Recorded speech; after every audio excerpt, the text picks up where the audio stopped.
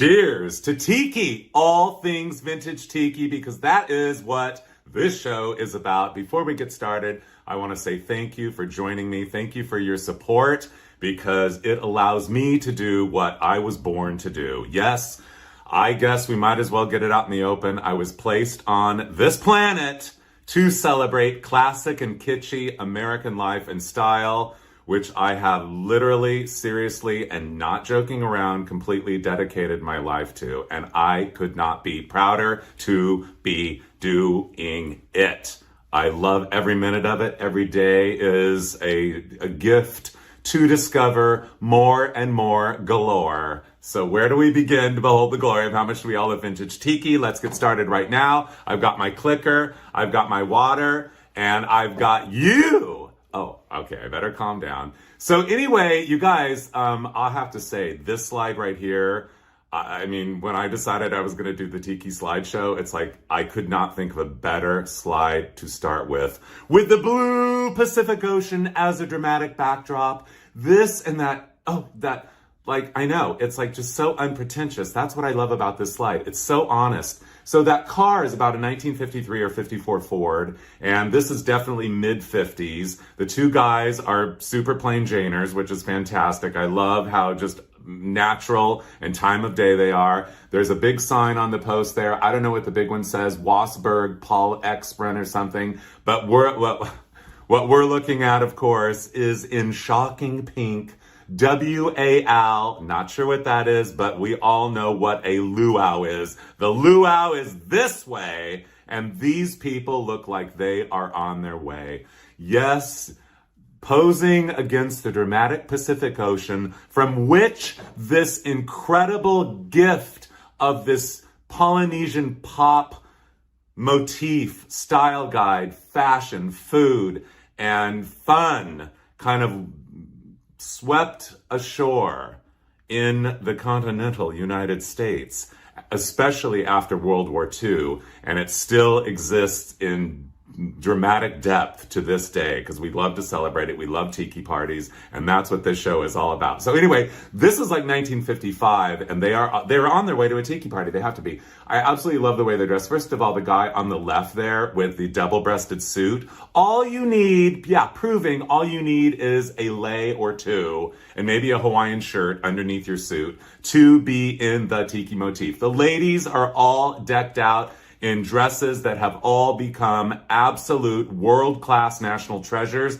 No question about the fact each one of those dresses were actually made in Hawaii. We love the vintage fashions. Looks like the guy in the background staring at the guy with the yellow lei. He has a Hawaiian shirt. Looks like the guy with the yellow lei and the purple lei. He must like the Lakers. Anyway, Lakers, Lays. I don't know. But anyway, he's got a Hawaiian shirt, and all the ladies have very strappy sandals, especially the lady on the right in the green dress. Her straps go this way, that way, and every way, don't they? I know. Yes, they're on their way to a luau, and this is a luau in a backyard somewhere in Southern California. I'm going to guess mid to late 1950s. I love that swag of those lanterns. I mean, how much do we love Chinese paper lanterns, you guys?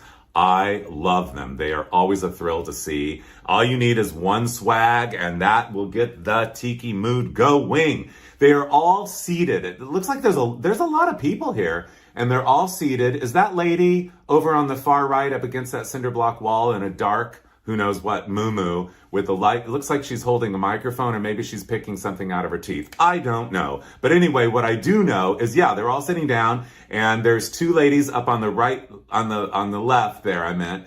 One has a yellow plasticky hula skirt, the other one has a pink plasticky hula skirt, and then there's like unusual to see two guys and a lady dressed alike, and the lady there up front, she has the navy blue plastic hula skirt. But I'm not sure, does this, the way they're all three dressed alike, mean they're a throuple or something? You know, throuple, yeah, throuple. I know, it's a thing. Have you met a throuple? Anyway, we're not talking about throuples. We are talking about Again, we now are getting, I mean, not again, for the first time, we are getting a very well-deserved close-up of what has become an absolute timeless classic collectible of the absolute highest order, and that is a plastic hula skirt. And this woman is wearing it. She pairs it with a bra top and a lei placed back on her shoulders, which is apparently the proper way to wear a lei. And the guy has, I like his leis, I like his, gray, very gray, not into the brights, I guess, but he pairs his Hawaiian shirt with a light woolen trouser. Yes, probably pleated, and let's talk about their shoes. A spectator shoe for him, which is very appropriate, and because that's very summery and springy, of course.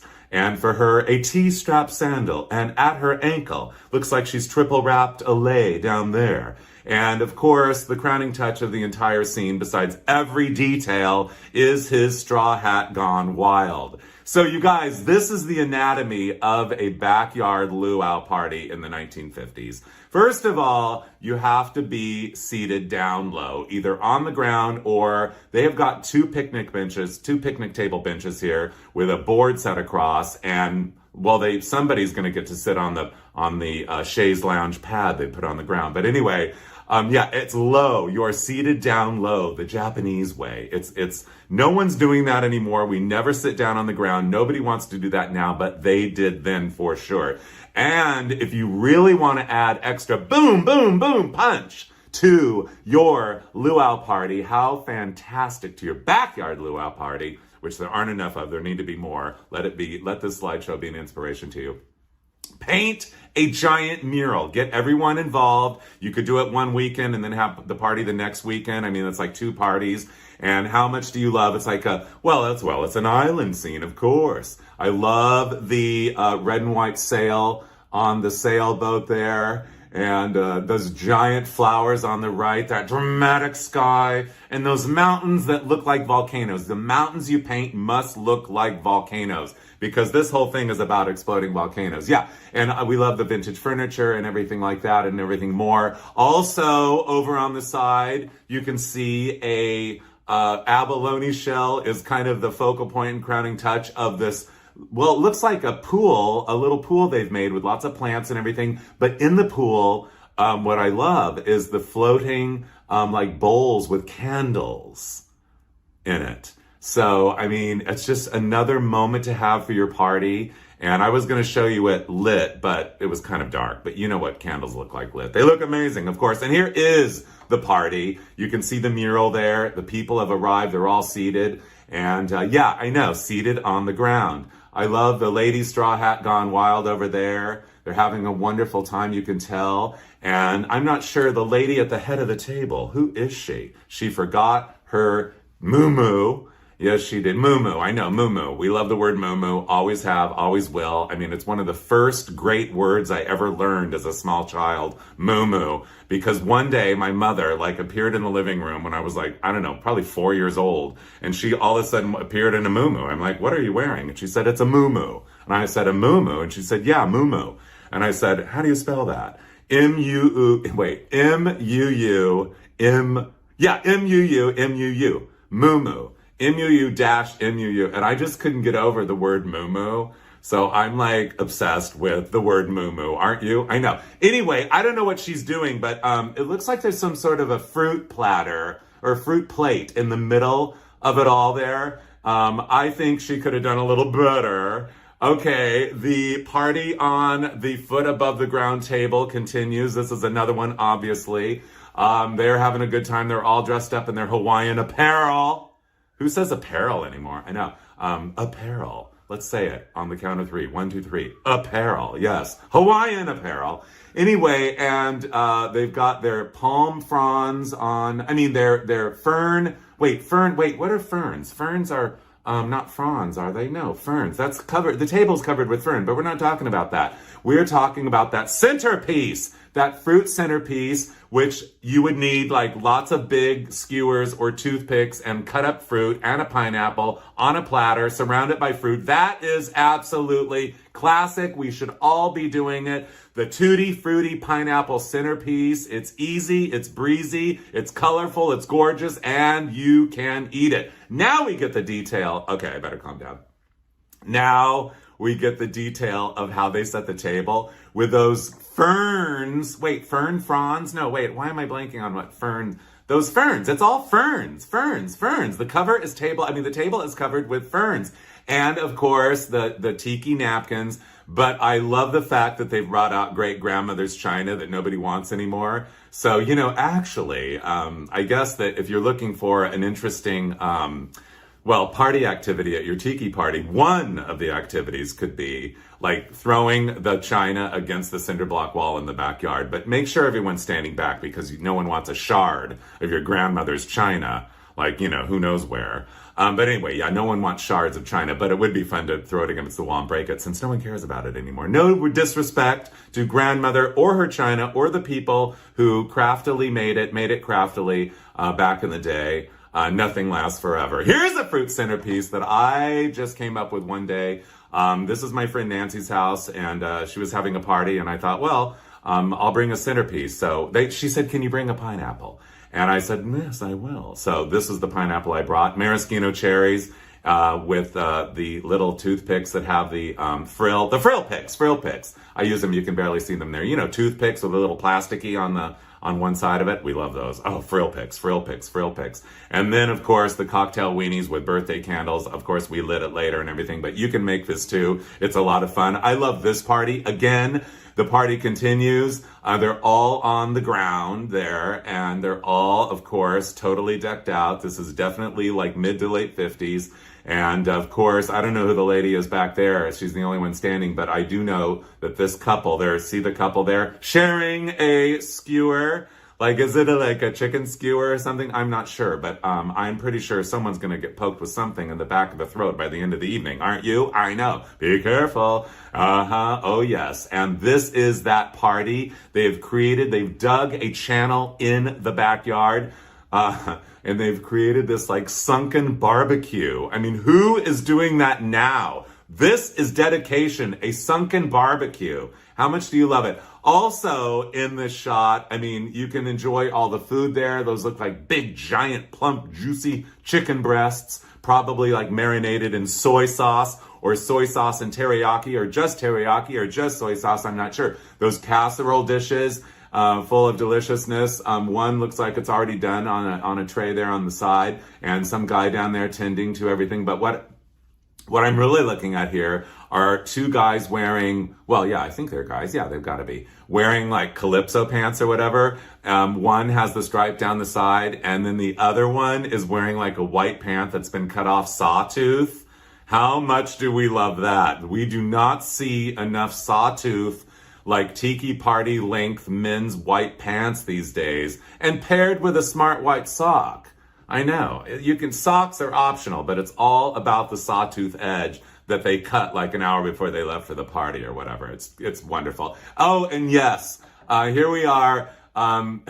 Dude, I'm glad that you're wearing your boxer shorts, because otherwise we'd be getting a moon over Miami, wouldn't we? Or wherever. This actually is Southern California. But anyway, I love the fact that this guy is so in the spirit, that the luau spirit, that tiki party spirit lets you cut loose. And this is kind of the introduction to what we're kind of been seeing lately as men in skirts. Yeah, actually more like men in skirts. Here they are. But they're not called skirts. They're called the sarongs. Anyway, this is the four guys at some party, mid-1960s, modeling their sarongs and their island beads and their exotic floral headwear. Behold the glory. They probably bought them. Oh, no, wait. I know what I was going to say. They're missing their coconut bras, you guys. So yeah, absolutely classic to have at a tiki party. 1, 2, 3, 4 or more guys dressed up and wearing either a hula skirt, not skort. That's something else altogether. We're not here to talk about skorts, but a skort is a thing. We're not talking about skorts. No skort talk, okay? Anyway, I know.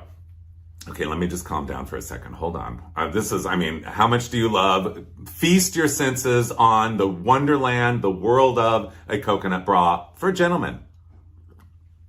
Yeah, because It is a tradition at tiki parties, although I haven't seen it lately. But back in the day, you would always like get one or two or three or four guys that would be dressed up in the skirt or a hula skirt, sarong or hula skirt, and with a coconut bra, and they would do like, you know, maybe wear a wig or whatever and put lipstick on and do a number. A little talent show at the tiki party. How much do we love that? This is actually taken inside a shop called Exotical that was in Downey for decades. Downey, California. Exotical started in 1958 as Peg's Tiki Togs. And it's no longer in this location. I will tell you the good news is Exotical still exists in Orange County near Orange Circle. Yes, the Orange Circle. So I used to go there all the time because I absolutely loved it and everything. And here is the interior of the store. This is probably 10 years ago. And it was absolutely jam-packed, and it had been there since 58. So the original owners were still there. Now the new store that's in Orange is run by the great-grandchildren, or maybe they're just the grandchildren, I'm not sure. But the tradition continues. I love the two-piece cabana set. That is a cabana set. Gentlemen, ladies, whoever needs to know this, all the children in the house all need to know this is the very definition. This is a cabana set. And that is a gentleman's shirt with a matching, like, really, it's kind of a cross between a short pant and a swim trunk, really. More like a short pant, really. So it's a short pant and cut out of the same fabric as the shirt. Rare is it to find a vintage cabana set, but they definitely do exist. And they, of course, it's always a thrill to see a cabana set parade. Usually at Tiki Oasis, there's one of those. What I loved about Exotical more than anything, besides the fact that it was originally called Peg's Tiki Togs, was the fact that they had the most spectacular dressing rooms I've ever seen anywhere, in any store, at any time in my entire life of dressing rooms. Our lives of dressing rooms. Yeah, dressing rooms, anyway, look, you can kind of see, I wish the shot were better, but I was like, drunk with joy and pleasure when I was taking this. But, of course, the post and beans of bamboo. There's another word. I mean, the vocabulary of the tiki world is just amazing. Like, moo, bamboo. There's more. Wait, there's more. But anyway, this is fun for zebra, fun for giraffe, and fun for leopard. I mean, talk about Exotica and Exotical. This is Exotica at Exotical. We are still there. Also, here is another lesson we learned from Exotical. Let us get it out in the open. Not the fact that they were selling primo shirts for $99, collector's jewels. All Hawaiian shirts are collector's jewels. Hawaiian shirts, muumuus, are made in Hawaii. A Hawaiian shirt that is not made in Hawaii is not a Hawaiian shirt. So let us get that clear right now. So that it's stated right there for us. Here is a shop in the late 1950s in Palm Springs. I don't know the name of it, but it kind of gives you an example of what an exotic tiki Polynesian fashion store, fashion boutique would look like. The matching shirt to the ladies, matching sundress, and then there's another style of more like a little pool set with a little jacket that goes over it. You could wear that. I mean, that'll take you from sun up to sun down. So will the dress. So will the shirt. There's probably a short pant to match. Short pant. Why do we say pants when we could say pants? I'm going to say pants from now on. Pull up my pants. No, maybe I shouldn't. That's not good. We don't want to hear that. But, okay, try it. See what people think. Anyway, what I was going to say all this and more. Speaking of, here is Palm Springs still. It's no gamble. Walter Clark's Hawaiian shop. They're on parade there. And here are many of the styles that you would see from right to left. A bikini. Yeah, a two-piece sunsuit ensemble suitable for swimming or sunbathing. The bikini was named for the Bikini Islands. The bikini first was seen in the fashion universe, I think, as early as the late 1940s. But the word really probably didn't catch on in general until maybe the early 60s. in your teeny weeny yellow polka dot bikini. Yeah, there's a song, the yellow teeny weeny yellow polka dot bikini. I mean, how much do we love anytime you get to say teeny weeny and polka dot and bikini all together in one? Yeah, we do. Yeah.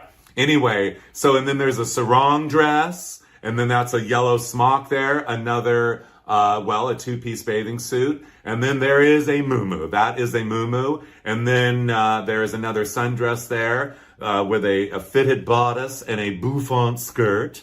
Yes, saying bouffant is also very fun. Bouffant. Bouffant. It's a French word, of course. And then there's just a plain smock there with those like white circles on it. And I love this guy's Hawaiian shirt. Simple, like you never see. A solid with a big giant footprint on the back of it. Where is this shirt? Who has one of these? It's probably worth a fortune because they're all, slow fade. They're all very collectible. Here we are at a square dance party. Do-si-do, your partner to the Tiki world. Yeah, yeah, boom, boom, boom, boom, boom. The bird cage hanging there. Sorry, that wasn't a very good Tiki square dance song, but there should be a Tiki square dance song. Should we be square dancing at Tiki parties? I mean, maybe. Why not? There's no law against it. I mean, does anyone know how to square dance anymore? Does anyone know how to square dance anymore? Oh, I don't know, but yeah, I think so. But anyway, this is a square dance. It looks like the people in the middle did not get the memo that this was a Tiki luau themed square dance party. The two on the right are do-si-doing right now. He's got his clam digger pants on there, calypso pants as we might call them, because they're cut up halfway up to the thigh, but he's got like a boot on, a cowboy boot. So he didn't quite get all the memo either. And then the couple on the right are also wearing matchy. By the way, we might as well, the matchy continues. This is also for the ladies, a popular but rare style actually that you don't see. And that is a Hawaiian, a little shirt, a little blouse, a blouson, if you will, if you're speaking French, if you're in France, with a cap sleeve and a mandarin collar. It's a very Chinese-inspired cut, and quite a lovely cut, indeed, I'm sure you'll agree. The gentleman wears the matching classic Hawaiian shirt, which, by the way, I don't know if now's a good time to talk about it, but I guess it is. What is a classic Hawaiian shirt? Well, let me tell you, right now, it is this is one, I'm wearing one. A convertible collar, no collar stand, no center placket, square cut bottom, short sleeve, and the best vintage Hawaiian shirts have the fake old antique coin buttons. I will also tell you, yeah, we're going to talk about Hawaiian shirts, you guys. We're talking about it. We're talking about it right now. I'm also going to tell you seriously, not joking around. Am I recording? Yes, I am. Good. Woo. Anyway, what I was going to say, you guys, gentlemen and ladies and all other people in the room, now is your time to really pay attention. Please remind any guys, remind yourselves, you cannot ever wear a t-shirt with a Hawaiian shirt. It is against the Tiki law. There's no such thing. No, from now on, I cringe every time that I see a guy wearing a t-shirt under a Hawaiian shirt. It is so not about having an undershirt on. It's about letting it all just be without a t-shirt. Wear your Hawaiian shirt, bask in the glory of it all, but not with a t-shirt underneath. Oh no! And yes, now we have matching skirts at a school, early 1950s. This is not La Cañada, it's not La Puente, it's, not La Palma. We got all our laws here in Southern California. Why am I blanking on where this is? It's by Whittier. I'll think of it in a minute. Hope it's not early onset. That's not funny. Anyway, but don't you love the two-tone lays? Don't you love, she's trying to do a little Princess Leia there, but the other one only wears one flower. And of course, the matching skirts, they've got bobby socks on. I mean, this look is so timeless, classic. Where do we begin? And they both have in their hands a ukulele, because they're probably in a ukulele orchestra. The matchy continues, almost not quite. Yes, I love the fact that they are doing the red and white. The family that dresses together, dresses in their Tiki ensembles together, stays together. Yes, isn't it wonderful?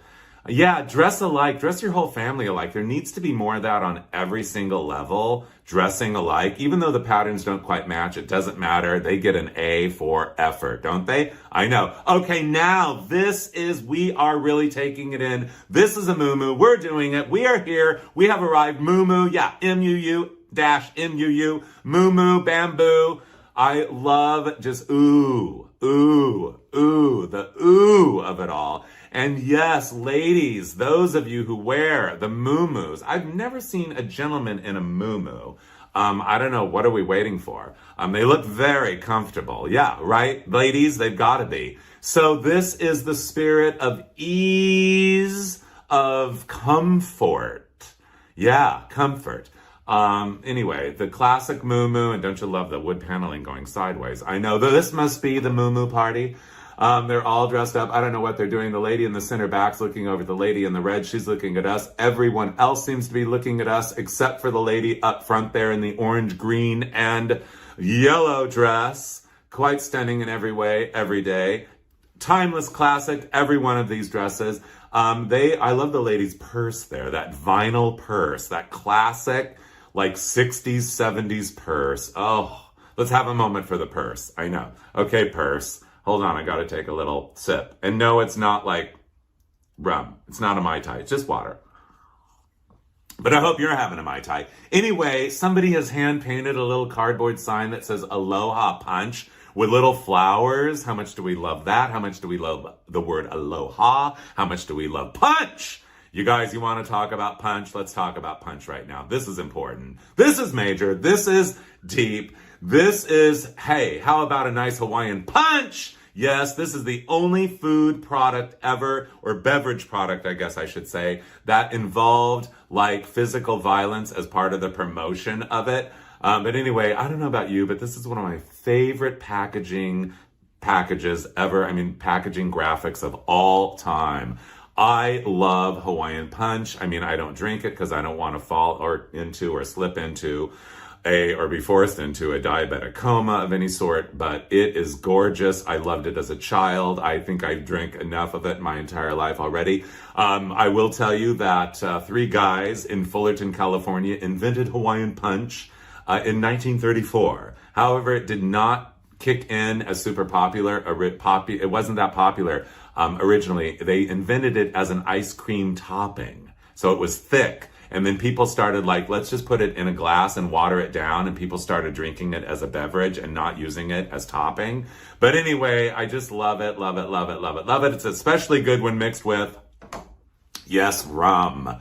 Planters rum, Myers rum, with a big conch shell that you could probably go with. I actually have 2 of those in my house right now. I have a big one and a littler one. And I cherish the presence of them every day and evening.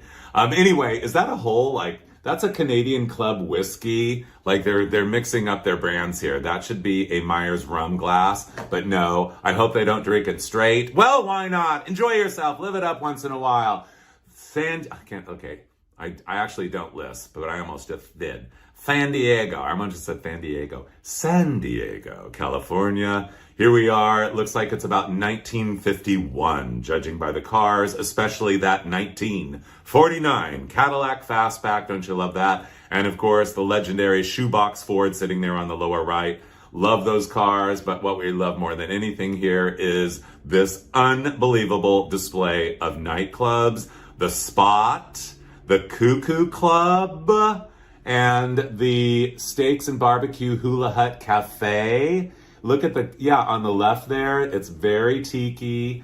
I cherish this slide. I found it years ago, and I was especially thrilled because not only did I get 1, I got 2. And on the right of the Cuckoo Club and the Spot, yeah, I know.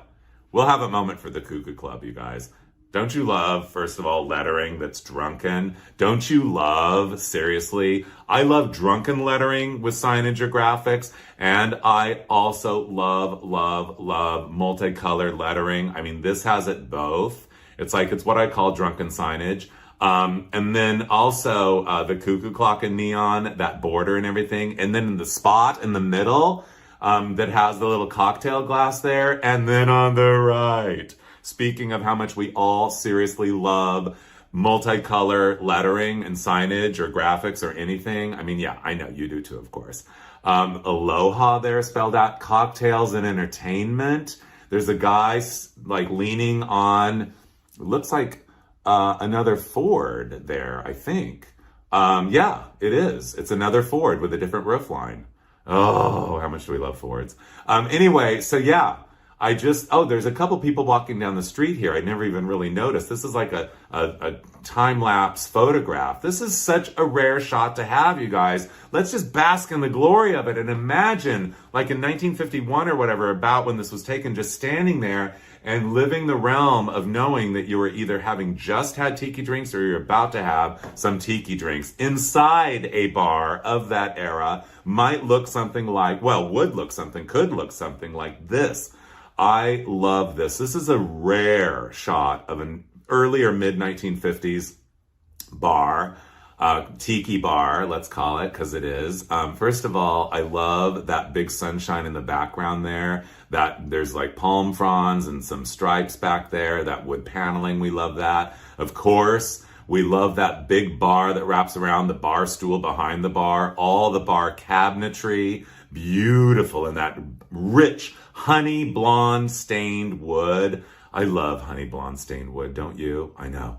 And of course, the people sitting there, the lady in red, and we might as well get to it because we were the fish netting and everything. Absolutely stunning. The fake palm trees, more of that glorious fish net hanging from the roof. I mean, who knew a little fish netting could cause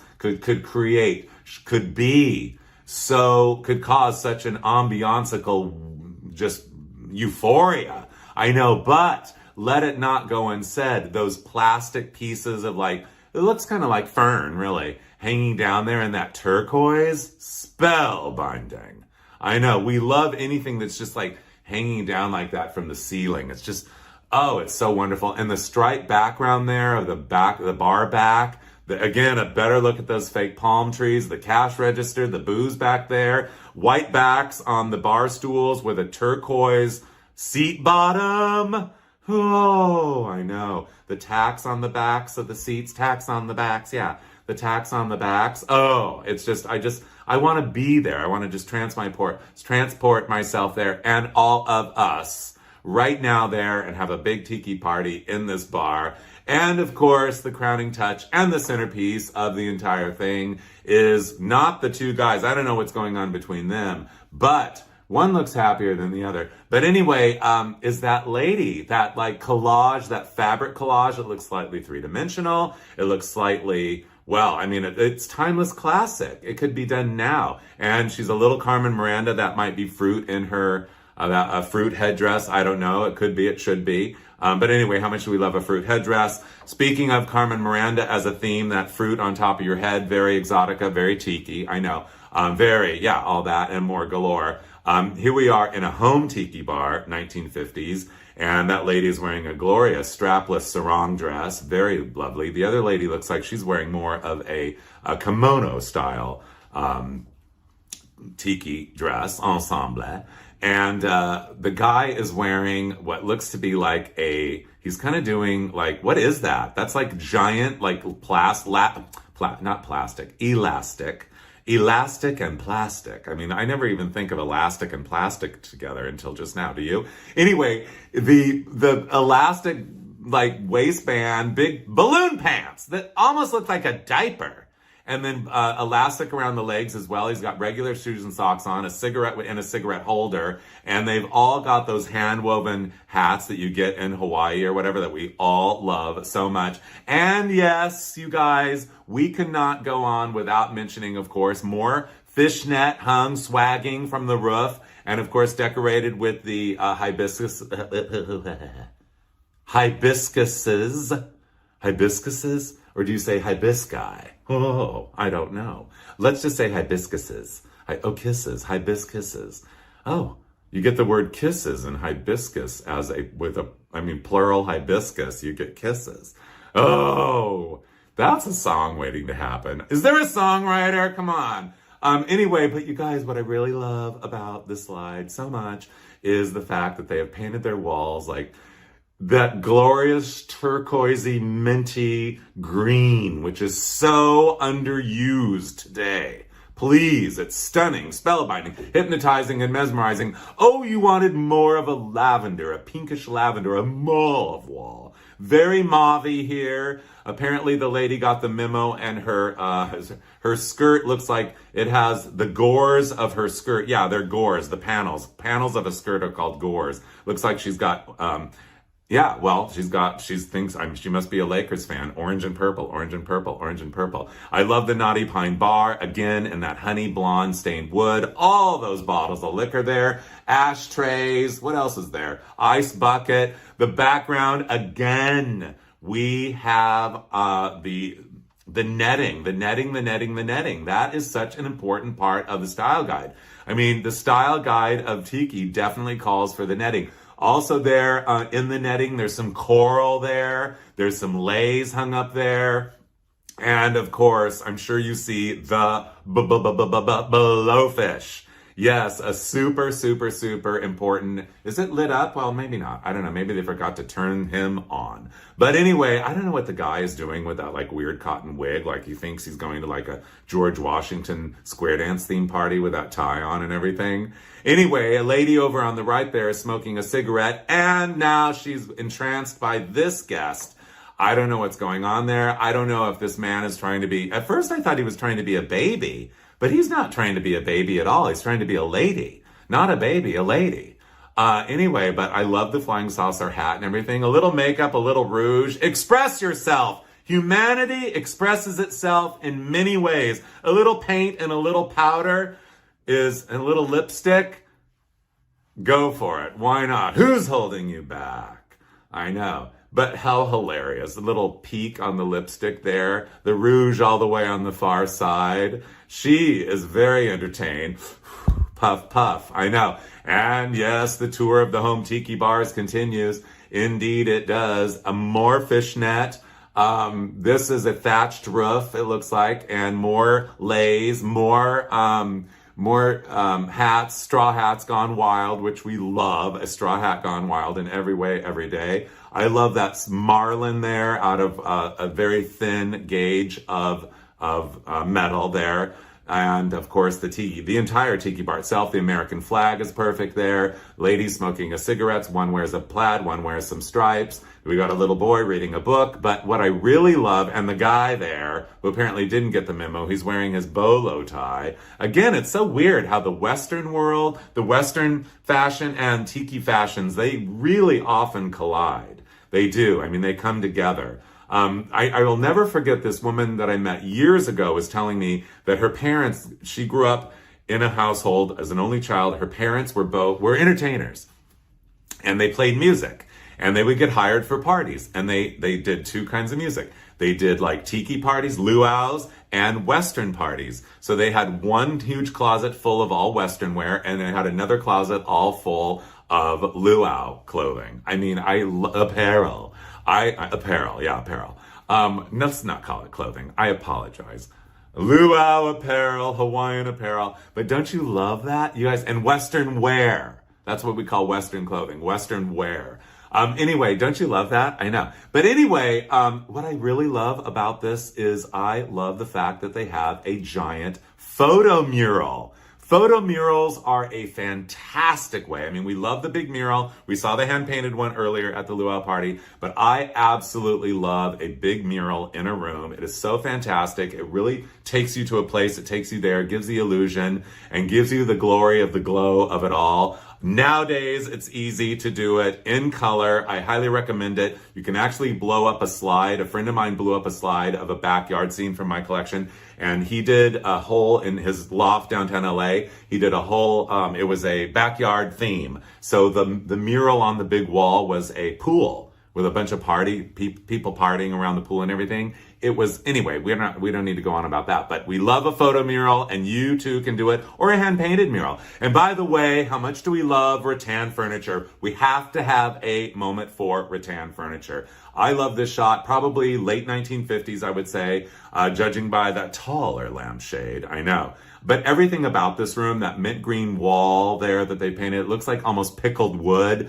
You can see the tiki bar on the right there with the woven, like, you know, straw or bamboo. I love the cork floor and a checkerboard. I love the cork on the bookshelf. I love painting a bookshelf with a bright color and just to kind of draw your eye to it. I was just looking over at my bookshelf. I need to do that.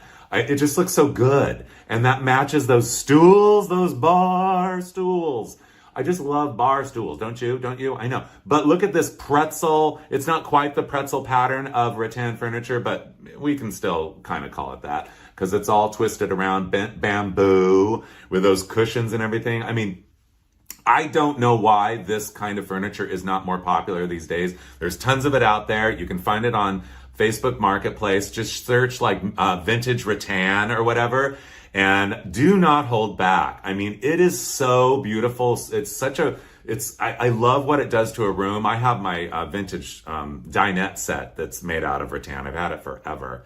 Anyway, I'm going to go on and get some more of it. I think I need some more of this, and you should too. I love that coffee table. And look, there's fishnet down at the bottom there, that little planter there. And it looks like, is that an ashtray with several pipes in it? Yeah, you can smoke whatever you want. I mean, just smoke up a storm.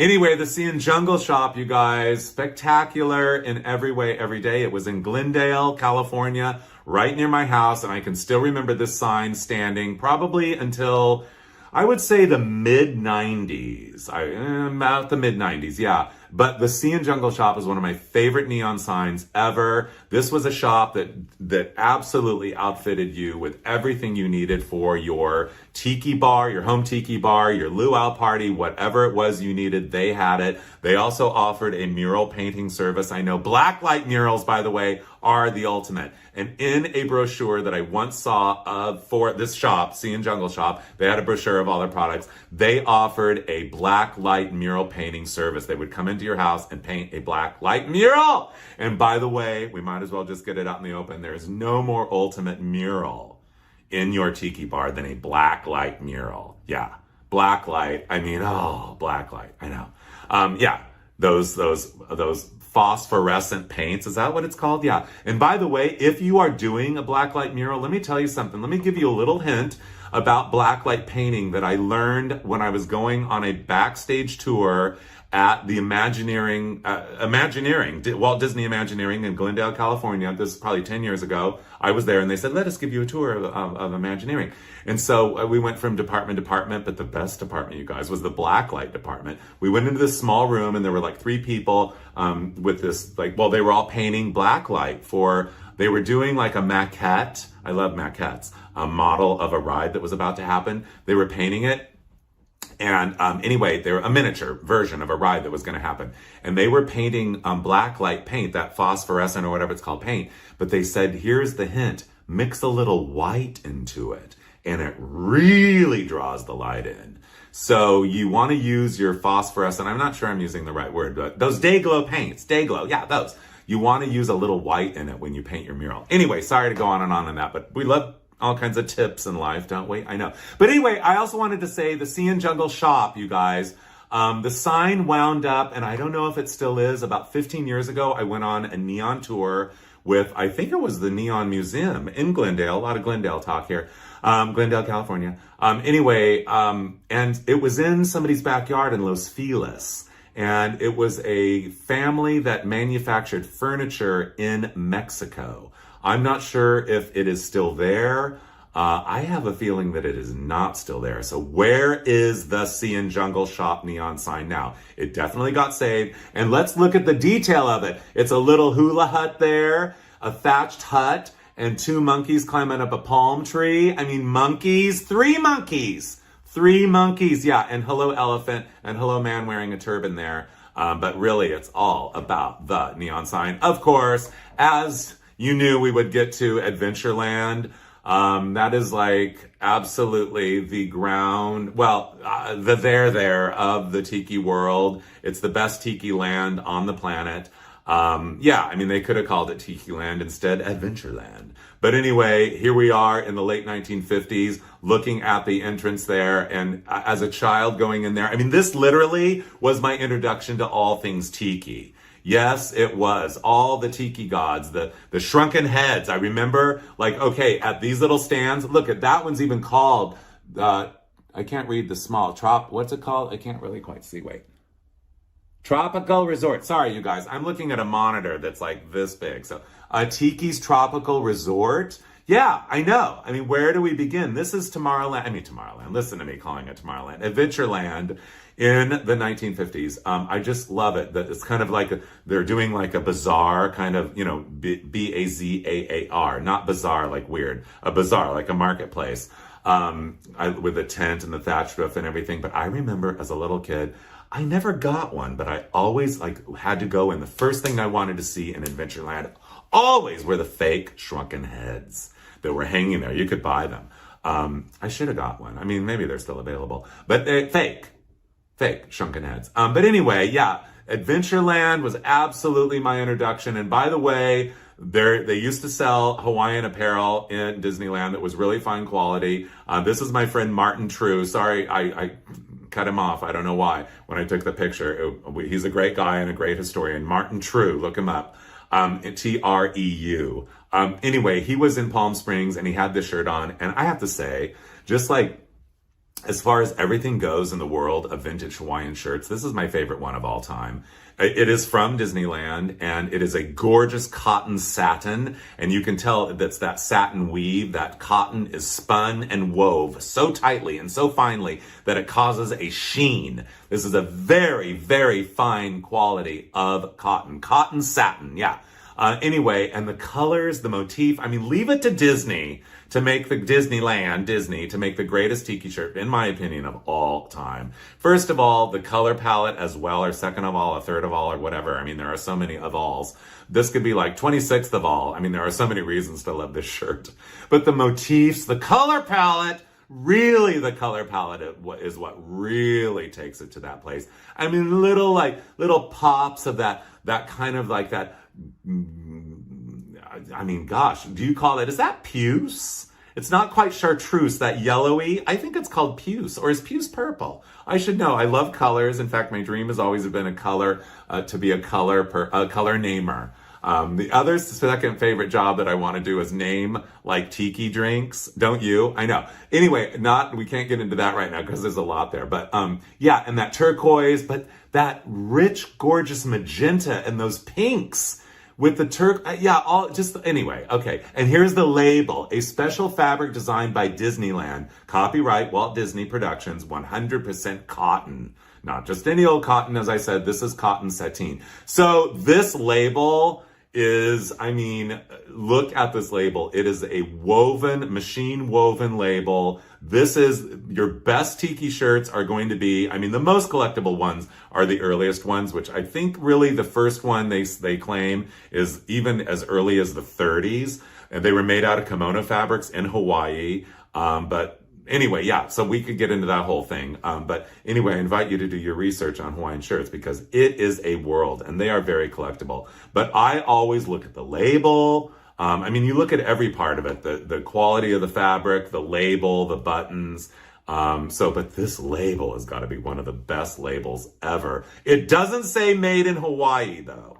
And it probably was not made in Hawaii. So is this a Hawaiian shirt or not? I think we'll let it slide and say yes.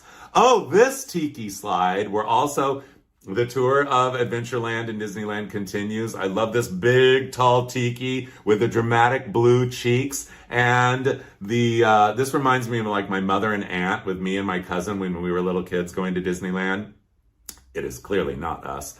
But anyway, I had so many wonderful memories of going to Disneyland as a child. I mean, really, it shaped the way I thought about things. I mean, I totally get style guides, like, you know, anything Tiki or Exotica is Adventureland style. Then Fantasyland style is like kind of old world, like, you know, kaleidoscope of crazy colors and all of that. Tomorrowland, Main Street USA, Frontierland. I get the style guide of all of them. And I'm so glad that my brain was hardwired to get all of that, because it really has enriched my life. Another Tiki god in Adventureland there. I love this one. He's no longer there. I love the people dressed in black to go to Disneyland. Woo. Except the lady in the middle. But anyway, they are doing, the two in dressed in black are doing the pose of the Tiki. I love when people are standing next to a Tiki and do the pose of the Tiki, don't you? I know. And of course, this is Pele. This is the main entrance of, well, the entrance, not the main entrance. There's only one entrance to the ultimate Tiki experience on the planet, you guys, in the realm of themed environmental entertainment, of course, is the legendary Tiki Room at Disneyland. Since 1963, we are celebrating 61 years of the absolute glory of the glow of it all, and it continues to this day. Pele is the goddess of fire, fire and volcanoes. Jealousy, jealous Pele, sorry, I'm reading here. I wanted to remember this for you, because that's what it says here. Jealous Pele, angry scorn, is known to every native born. A mighty blast or simple cough blows her blooming top right off. So that's what they said at Disneyland. But anyway, I'm surprised there's no little Dole there. I guess Dole Whip hadn't been invented yet. But anyway, this is the exterior. It looks like really the exit of the Enchanted Tiki room. We would be going inside the Enchanted Tiki room, but you guys, I guess you know by now, the most exquisite, the most magical, and the greatest things in the world. The greatest places, yeah, that spaces and places together as one. The greatest places are unphotographable. And you cannot take a photo inside the Enchanted Tiki Room at Disneyland that really gets it. It's just not going to happen in your camera. You have got to be there. You know you do. Oh yeah, I know. Don't you love that high hopper lady hairdo there? Or that lady's high hopping hairdo? You know what I'm trying to say. Also the lady there in her muumuu, really, a sleeveless muumuu. Really, let's call it a shift. Let's call this one a shift. But it has a space print on it. That is called space print. I used to be a fashion designer, I know. And then, the other people, oh, well, never mind them, but, we love, well, no, not never mind them, but you know what I mean. I mean, there's other stuff to look at here. I mean, there's so many details. We could be here all day and night and day. Let's go to the Tonga Hut, you guys. You want to go to a classic LA tiki bar? This is definitely one of them. This is the Tonga Hut, ladies and gentlemen. Yes, on Victory Boulevard in North Hollywood, California, since 1958. And I just love the fact that Tiki has been there staring at everybody driving by since 1958. I mean, this is a time-honored Tiki. And it's still there inside the door, awaits you.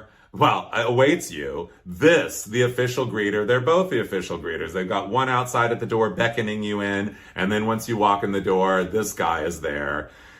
Just there. Hi, how are ya?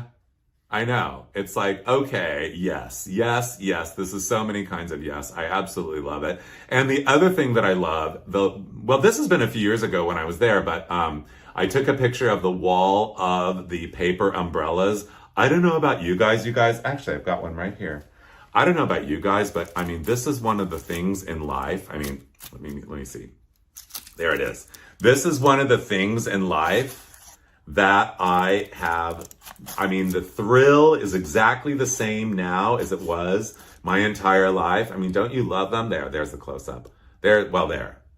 I know. I love these little, I mean, I don't know why. It's like, it's just one of the most thrilling things to see these. Am I the only one? I know. It's like, I love seeing the Goodyear blimp, and I love these. I mean, there's just, and the thrill is exactly unchanged my entire life. But when I saw a wall of them, I was like, okay, this is major, this is real, this is deep. And I mean, you could have a wall of them too.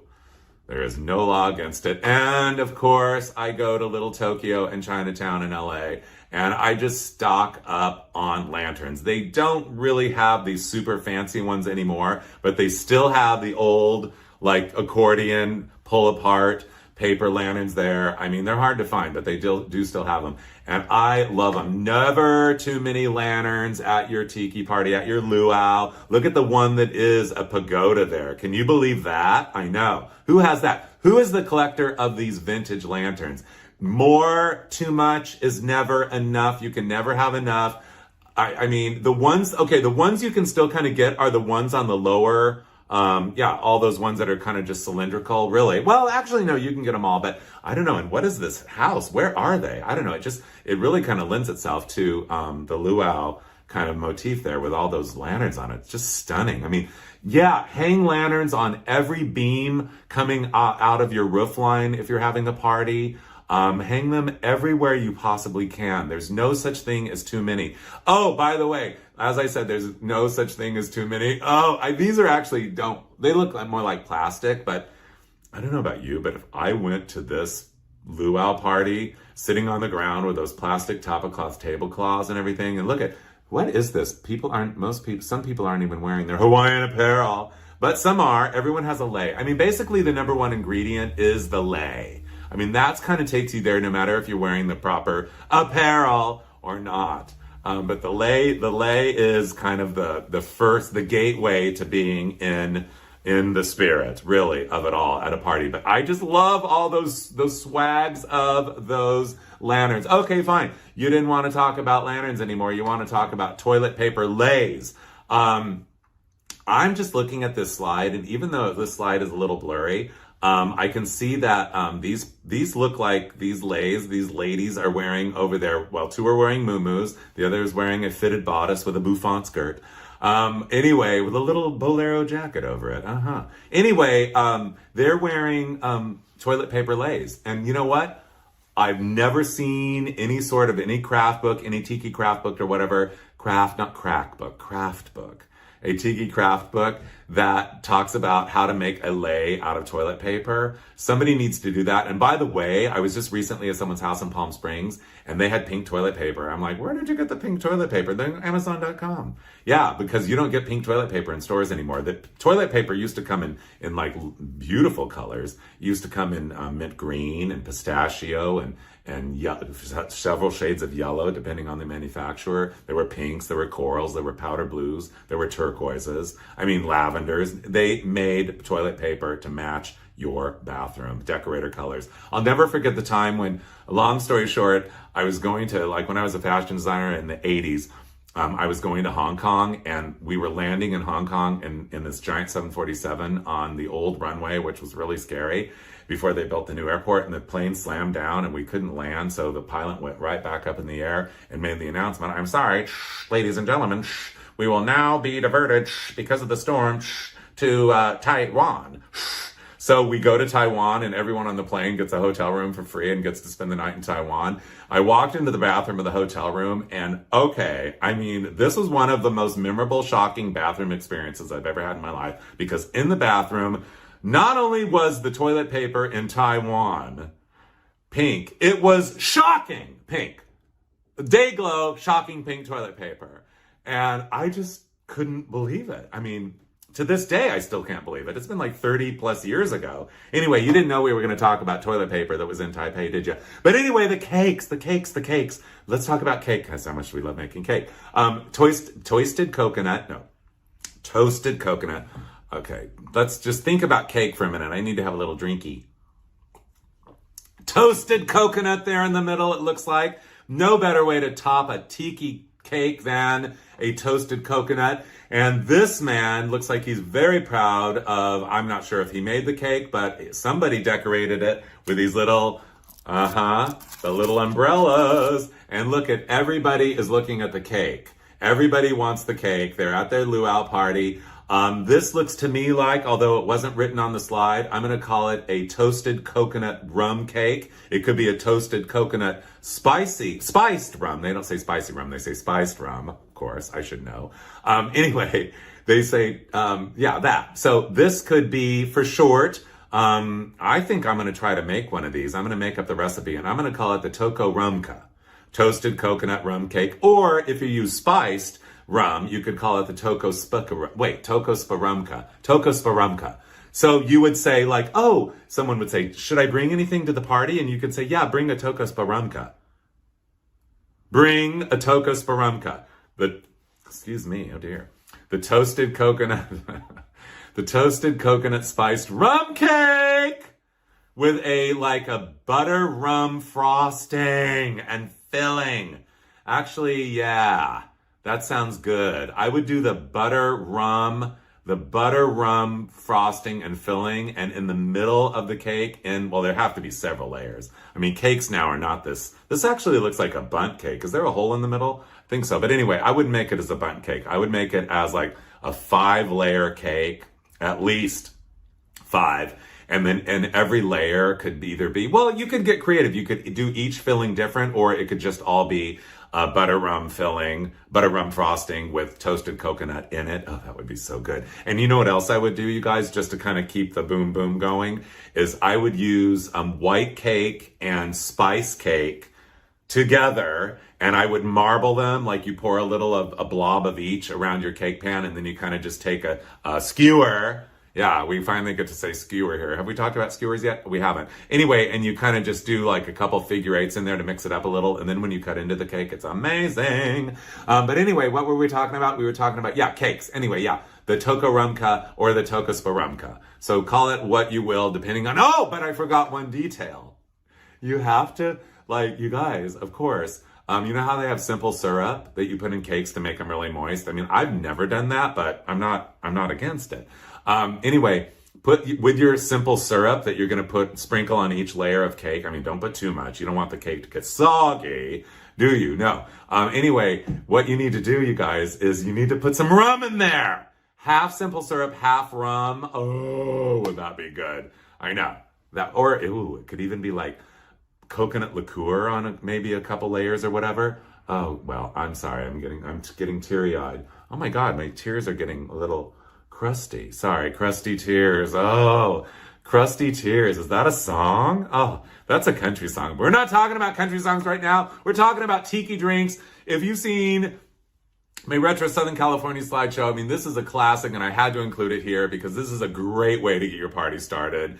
By the time you get about 8 guests at your party, the first 8, like that's the time you bust out the back door with not cocktails for everybody, but one giant one. Basically what you do is cut a hole in the top of a watermelon and stick a rum bottle down there overnight and let it all absorb, and then poke 4 holes in there. I mean 4, however many guests you have. What am I saying, 4? Well, if you got 4 people, they're going to be really smashed. But anyway, as many people as you have there, and you give them all a straw, and you come out of the back door and you set it down in the middle of your backyard and watch them all fall to the ground in a starburst pattern from above, and they will all be sipping on that. And they better be pretty liquored up. You know what's coming for dinner. Yes, it's roast suckling pig. Roast suckling pig. Yeah. This is absolutely, classically speaking, this is the ultimate luau feast dinner centerpiece, the centerpiece of any luau feast. Indeed, it is in every way, every day. I love this one with the pineapple rings and maraschino cherries across the spine there, and it looks like that's an apple in his mouth. There might be a lemon there as well. The red and white striped tablecloth, you guys. Yeah, I love a red and white stripe mixed in with a tiki motif, I have to say. And oh, speaking of mixed in, this looks like we're getting a little tiki vibe going on here. I'm seeing like almost on this, skewers, shish kebabs. Yeah, I grew up eating shish kebabs, and my mother used to make them like during the summer on the barbecue outside on the patio. They were wonderful. And I cherish every moment of all those memories of those delicious shish kebabs that she made. They were fantastic. Anyway, yeah, they look pretty much like this. But, I always thought it would be nice. Okay, calm down. I always thought, well, wait, I didn't always think it until I saw this slide. I didn't realize if you just move those some of it around a little bit, you could make tiki faces. You could make what I'm calling shishka tiki bobs. You could actually have this as a party activity for those who are culinarily inclined. Culinarily inclined. Yeah, you have different things there, and you get some skewers and everything, and you skewer to make a tiki face, and then you skewer them all this way, and then you skewer them through down the sides, and you have, this is what I was just holding there, put it on. You can eat it. You can eat it. I will spare you all of the other ones that I did, you guys, but that is something, that's a tiki party idea. The shishka tiki bobs, we call them. It is absolutely fun. Oh, maybe you wanted to do a Mr. Watermelon Tiki Man. I love the watermelon tiki so much. And he is wearing a straw hat gone wild, which we love. I was thinking of maybe even doing a new tiki mug, you guys. That is Mr. Tiki Watermelon Man. I mean, don't you love him? He is classic. The watermelon ears, the watermelon eyes, the watermelon nose, the watermelon face. The lips are highlighted by using a little rind there, maybe even a couple of other places. You could highlight the eyes with a rind. I mean, I'm feeling it. I don't know, is that bread dough down front there, that other tiki with kind of that snaky nose? That is a bread dough tiki. Remember bread dough? That was a big craft in like the 70s. Oh, I love bread dough. Again, we have not red and white, but pink and white stripes there. And a lot of, too much is never enough at a party, a tiki party, a luau party. It's really too much is never enough. As you can see, this table is loaded up. And who brought the watermelon basket? Oh, and of course that big bowl of whatever those are, that unripened citrus of some sort. Yes, I know. Oh, I know. And of course, I just wanted to really accentuate how much I absolutely love the red and white stripe with the luau party. Here we have a lady in a muumuu and a man with a Hawaiian shirt. They are in their Hawaiian apparel, and they've both got their leis on and everything. Oh yeah, the red and white stripe continues. Dark though this slide may be, dark though this slide may be, I better just calm down a minute. I had to show it to you because it's pretty crystal clear that there's something very important in this slide.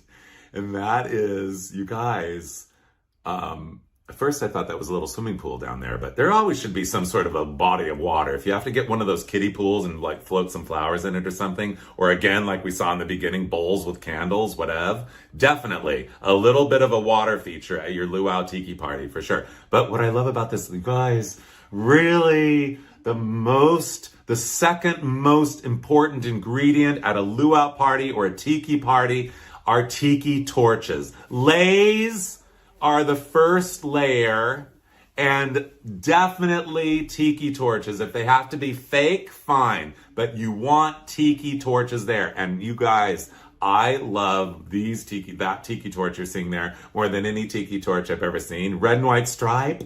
I know, it's just so unexpected. I had to go online and search for a picture of these are from the early 1960s. They're probably made in Japan, and they are absolutely spectacular. And I've never seen them in person, but I am looking for them. I am on the hunt for the red and white stripe tiki torches. You guys, we could go on about tiki torches, but the red and white stripe trend continues. Yes, this is the gentleman's fashion show. Definitely, if you're going to tiki party, gentlemen, get one of your older pairs of pants, and it doesn't really matter. A lighter color is preferred, like a khaki or a white, but you're going to want to cut it off. You can do calypso cut, which is the guy that's halfway at the calf, halfway up the calf. That's the calypso cut. Or you can do that guy isn't doing really the sawtooth there. It's kind of more just cut, like 2-inch cut, 2-inch cut, 2-inch cuts. Yeah, but absolutely fantastic. Oh, looks like he's kind of doing a piratey thing. Okay, the patch over the eye, the scarf of the head, that works. The sailor thing, that works as well. Are they all smoking? Oh, they're all drinking for sure. But you know what I really love, you guys, is the guy who decided to show up. Again, the red and white stripe trend continues.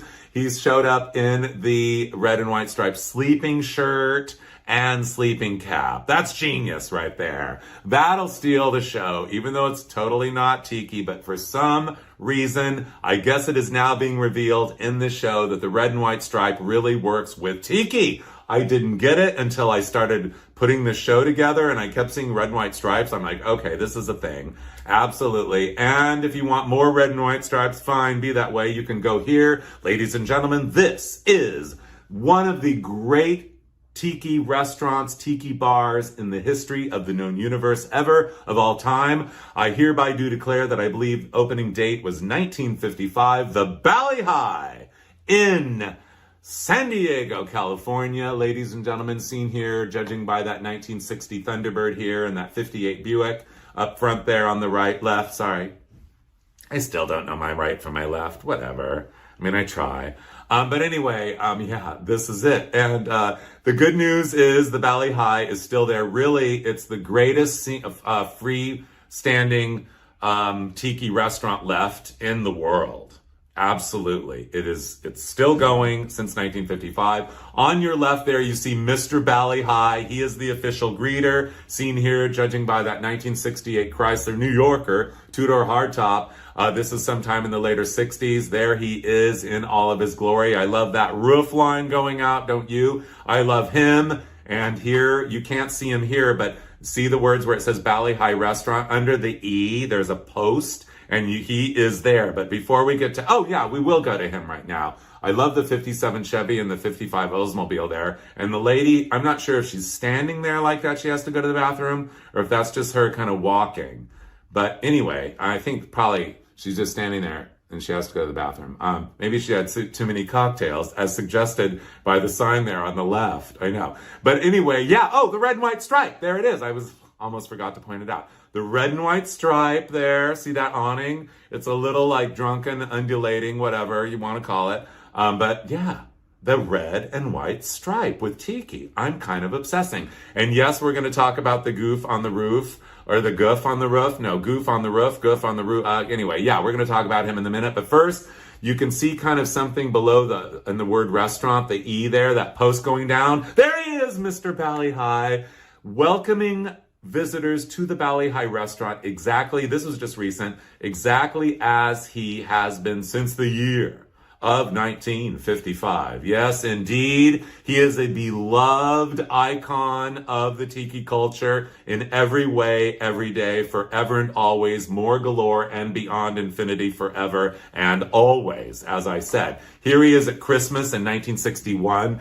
I'm not sure if they still decorate him up for Christmas, but I'm feeling the Christmas spirit and the Tiki spirit all rolled into one. Oh, I know. And of course, to me, as a thrift shopper, I spent from the age of 14 until 30, like really studying thrift stuff in thrift shops and exploring thrift shops. I mean, it was the perfect way for me, as I've said many times before, to study the underbelly of our mass consumerism culture. And I did, believe me. And I'll tell you, out here in California, in Southern California, the Tiki mug, absolutely, that showed up the most often was Mr. Bali Hai. And of course, I have one on my shelf. Who wouldn't? Who doesn't?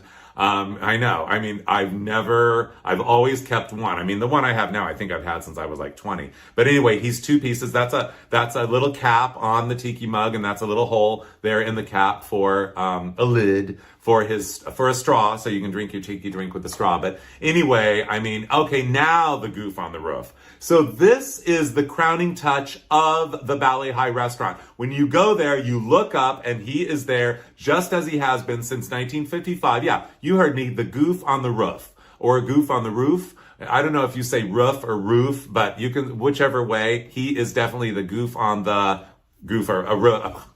The goof on the roof or the roof. I'll say goof on the roof because it has a better sing to it. But anyway, I know. He is up there. He has a storied, legendary past. I believe, now I am not an expert. I meant to say, by the way, at the beginning of the show that I am an enthusiast about, the Tiki party luau culture.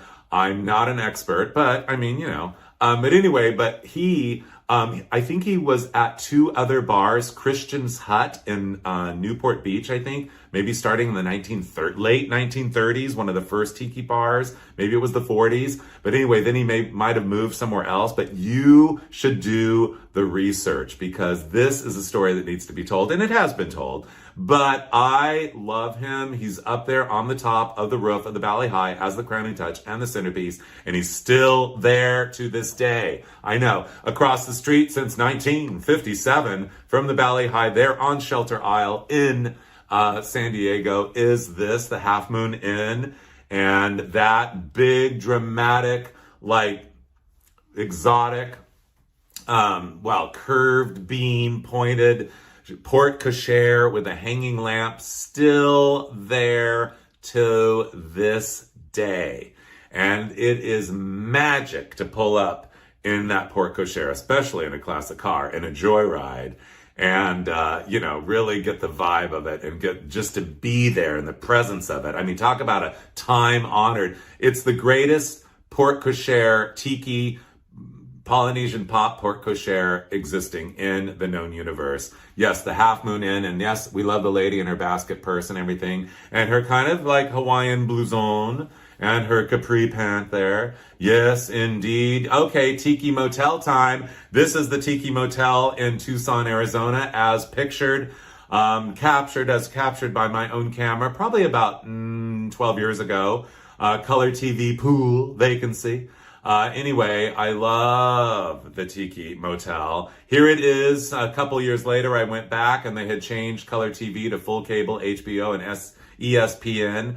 And apparently there was vacancy there that night. I love Tiki written out in that turquoise neon and that kind of that italic, just very simple, very easy, very casual typeface there that's, handwritten looking. And of course, the Tiki himself could not be more simplistic, but effective. The black, the white, the positive, negative really works. I love the lighting him up is actually like a microphone, like he's going to sing us a song. And I'd be happy if he did. It would probably be something of the tale of the fact that that torch above, the locals there in Tucson for decades, while this was still standing, it is no longer still standing, ladies and gentlemen. I'm sorry to be the bearer of bad news, but they referred to that flame as the flaming vagina.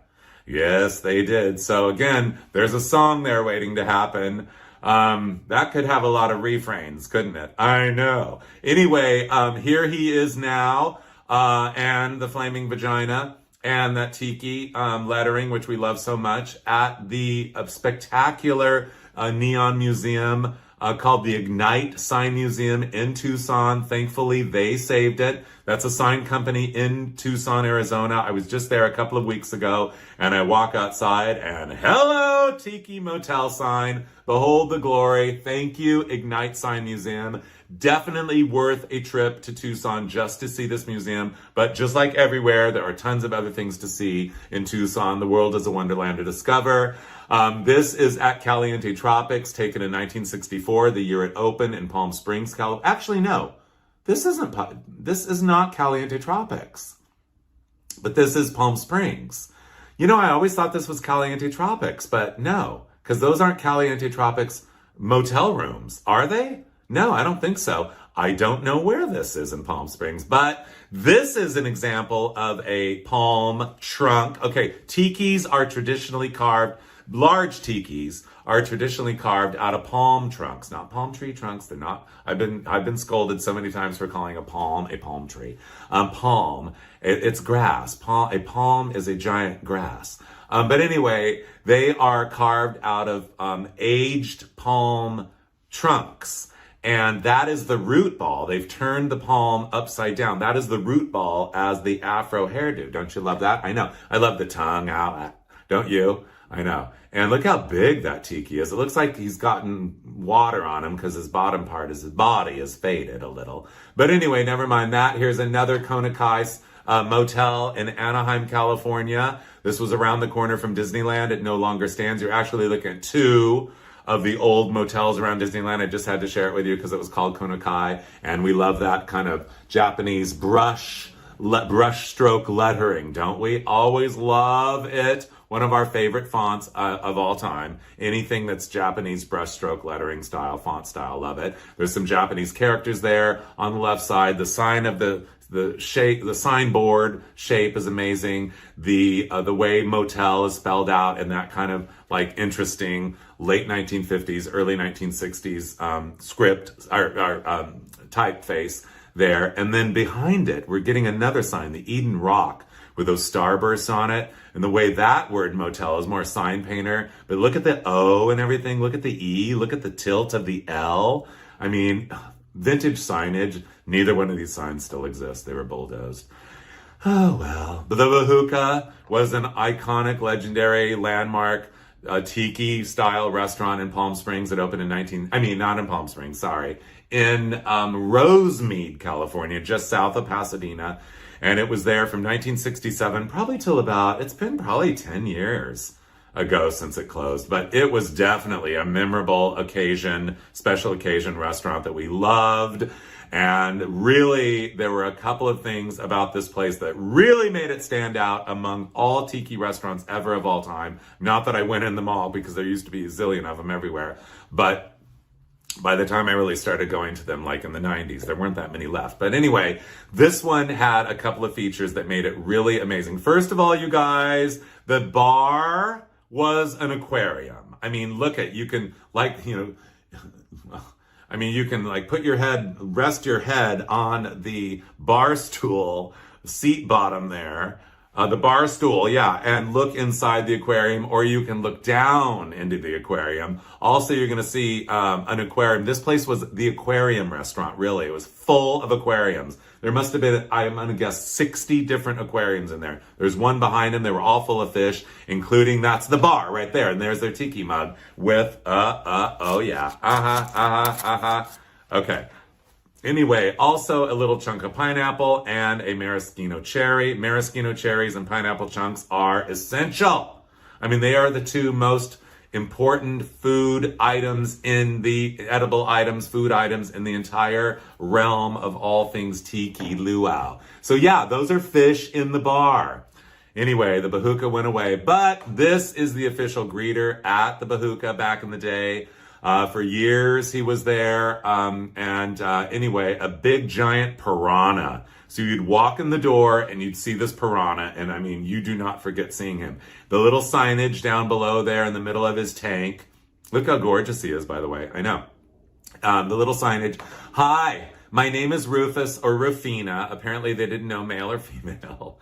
I'm 35 years old and have been in this tank my whole life, and I love it here. Please don't say I need a bigger tank. It just makes me feel fat. I can't afford therapy. I'm fine, really.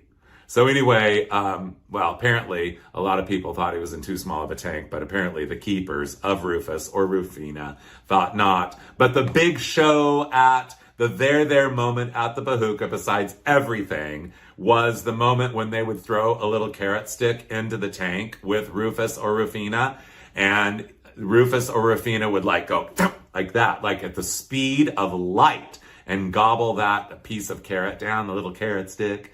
Anyway, I mean, I witnessed it many times, and it is one of the great moments. Those were among the great moments of my life. I mean, I just loved, anyway, it was just wonderful. Anyway, in San Francisco, this shot taken in the year of 1960. Yes, indeed, that is the all-new for 1960 Starliner by Ford in white. And that is a 59 Plymouth Fender there on your left, and up the street there next to the cable car is the all-new for 1960 taxi cab by Plymouth. And up the street, we're not talking about any of that, not even the cable car. No, we're talking about the little sign on the upper left in red, and it says the Fairmont, which is a big hotel still there in San Francisco. And inside is the Tonga Room, ladies and gentlemen. Absolutely my favorite place in all of Palm Springs land. Oh, God, what am I saying? San Francisco land. Anyway, yeah. It all kind of goes together sometimes in the most wonderful way. A kaleidoscope of it all plays in my head at all times. Anyway, I plucked the word San Francisco land out of it all. And because we are there, this is the Tonga Room. Yes, I do hereby declare that it has been there. The Tonga Room has been there since 1947, according to my research. I have been there not that many times, probably only 6. But anyway, this is the dining room. Actually, it's part of the dining room. I love the A-frame. I love the bamboo. I love the rattan. I love the outrigger canoes there, hanging, the chairs, every detail, let's face it. And of course, the centerpiece and the crowning touch is, sorry the picture's blurry, but I might have been drunk when I took it. What can I tell you? We're not talking about those swags of lights. We're not talking about those individual, like, bamboo thatched little, like, kind of bowl, deep salad bowl, like hut roof lines there. Spectacular. No, we're talking about the swimming pool. This used to be the plunge of the Fairmont Hotel. And then in 1947, they turned it into, I'm not sure, first they turned it into a nautical themed bar. I'm not sure actually when it turned into a Tiki themed restaurant, the Tonga Room. Anyway, but the big crowning touch there, of course, is the live band that plays music on the little boat that goes automatically out to the center of the swimming pool. No one's swimming in the pool, just the little boat with the musicians on it. So you can go there for happy hour, you can go there for a full tilt dinner. But when in San Francisco, definitely want to go to the Tonga Room. The other, well, besides the Bali High, right now, it is the other most spectacular Polynesian pop, tiki luau dining room in the entire known universe, ladies and gentlemen, that is in operation currently. Kon-Tiki Hotel, we're back to Tucson. This opened in 1960. It was absolutely out of this world. The sign, unfortunately, it's gone, but it has the two tikis on it, just the words Kon and Tiki. They're skewered. Yes, we love saying skewered or skewer. Yes, we do. And don't you? I know. Anyway, I love the Kon-Tiki Volkswagen, the courtesy vehicle there at the Kon-Tiki is a Volkswagen bus. How much do we all love Volkswagen buses? However, I will say, cardinal rule number 1 when driving, never get behind a bus, any bus. Cardinal rule number 1. And cardinal rule number 1A, never get behind a Volkswagen bus, especially when going uphill. We love them, but they're slow. But anyway, yes, this is the Kon-Tiki. Unfortunately, no longer there. Also in Arizona, in Phoenix, was this the Islands restaurant. There were Tiki restaurants all over. I don't know why that in my collection, I just happened to find these images of these, but the Islands restaurant was built in Arizona, in Phoenix. I believe it was 1960 as well. I love, again, that A-frame, the thatched roof. I mean, all of the classic details are there. The tapa cloth, and of course, the ultimate entrance into any sort of a tiki experience. And many tiki restaurants had them, was a little bridge that you'd cross over and a bit of water there. As you can see, it looks like the little water feature there is bordered in volcanic rock, which was brought back from Hawaii, probably illegally. By the way, we love the sign. It's kind of a piece of a tidal wave, isn't it? Or a big wave, and the turquoise letters on there that say, The Islands. Love it. No longer there. And also, of course, the legendary twin palms. How much do we love palms, especially when planted as pals? Yes, I love twins and palms and twins, I meant to say. Even triplets are absolutely hypnotizing, spellbinding, and mesmerizing here at the Trader Vic's in Scottsdale, Arizona, built in, I believe it was 1960 as well. Could it have been? Yeah. Anyway, maybe it was 62. Anyway, one palm, they didn't quite do the twins there, but never mind that. They got a big tiki god there and a tiki torch, bringing your eye right to the signage, right to that legendary brand, Trader Vic's. Trader Vic's is one of the 2 brands of tiki that still exists to this day. That was really one of the pioneer bars, mixing rum and fruit juices together. Trader Vic's is an icon in the realm of all things tiki. This restaurant is no longer standing as Trader Vic's. However, this building is still there, but very altered in Scottsdale, very altered to the point of where you can't even tell that it used to be this. But let's just bask in the glory of the glow of those peaks Oh, I know. And look at the storytelling there, the illustrated storytelling there, housed within those dramatic peaks. Those two ladies there, both with that vinyl purse that we saw earlier, those ladies with the moo-moos, they're both carrying them, and that like 62 Rambler there, just staring at them. I know. And the fire hydrant wants in on the action too.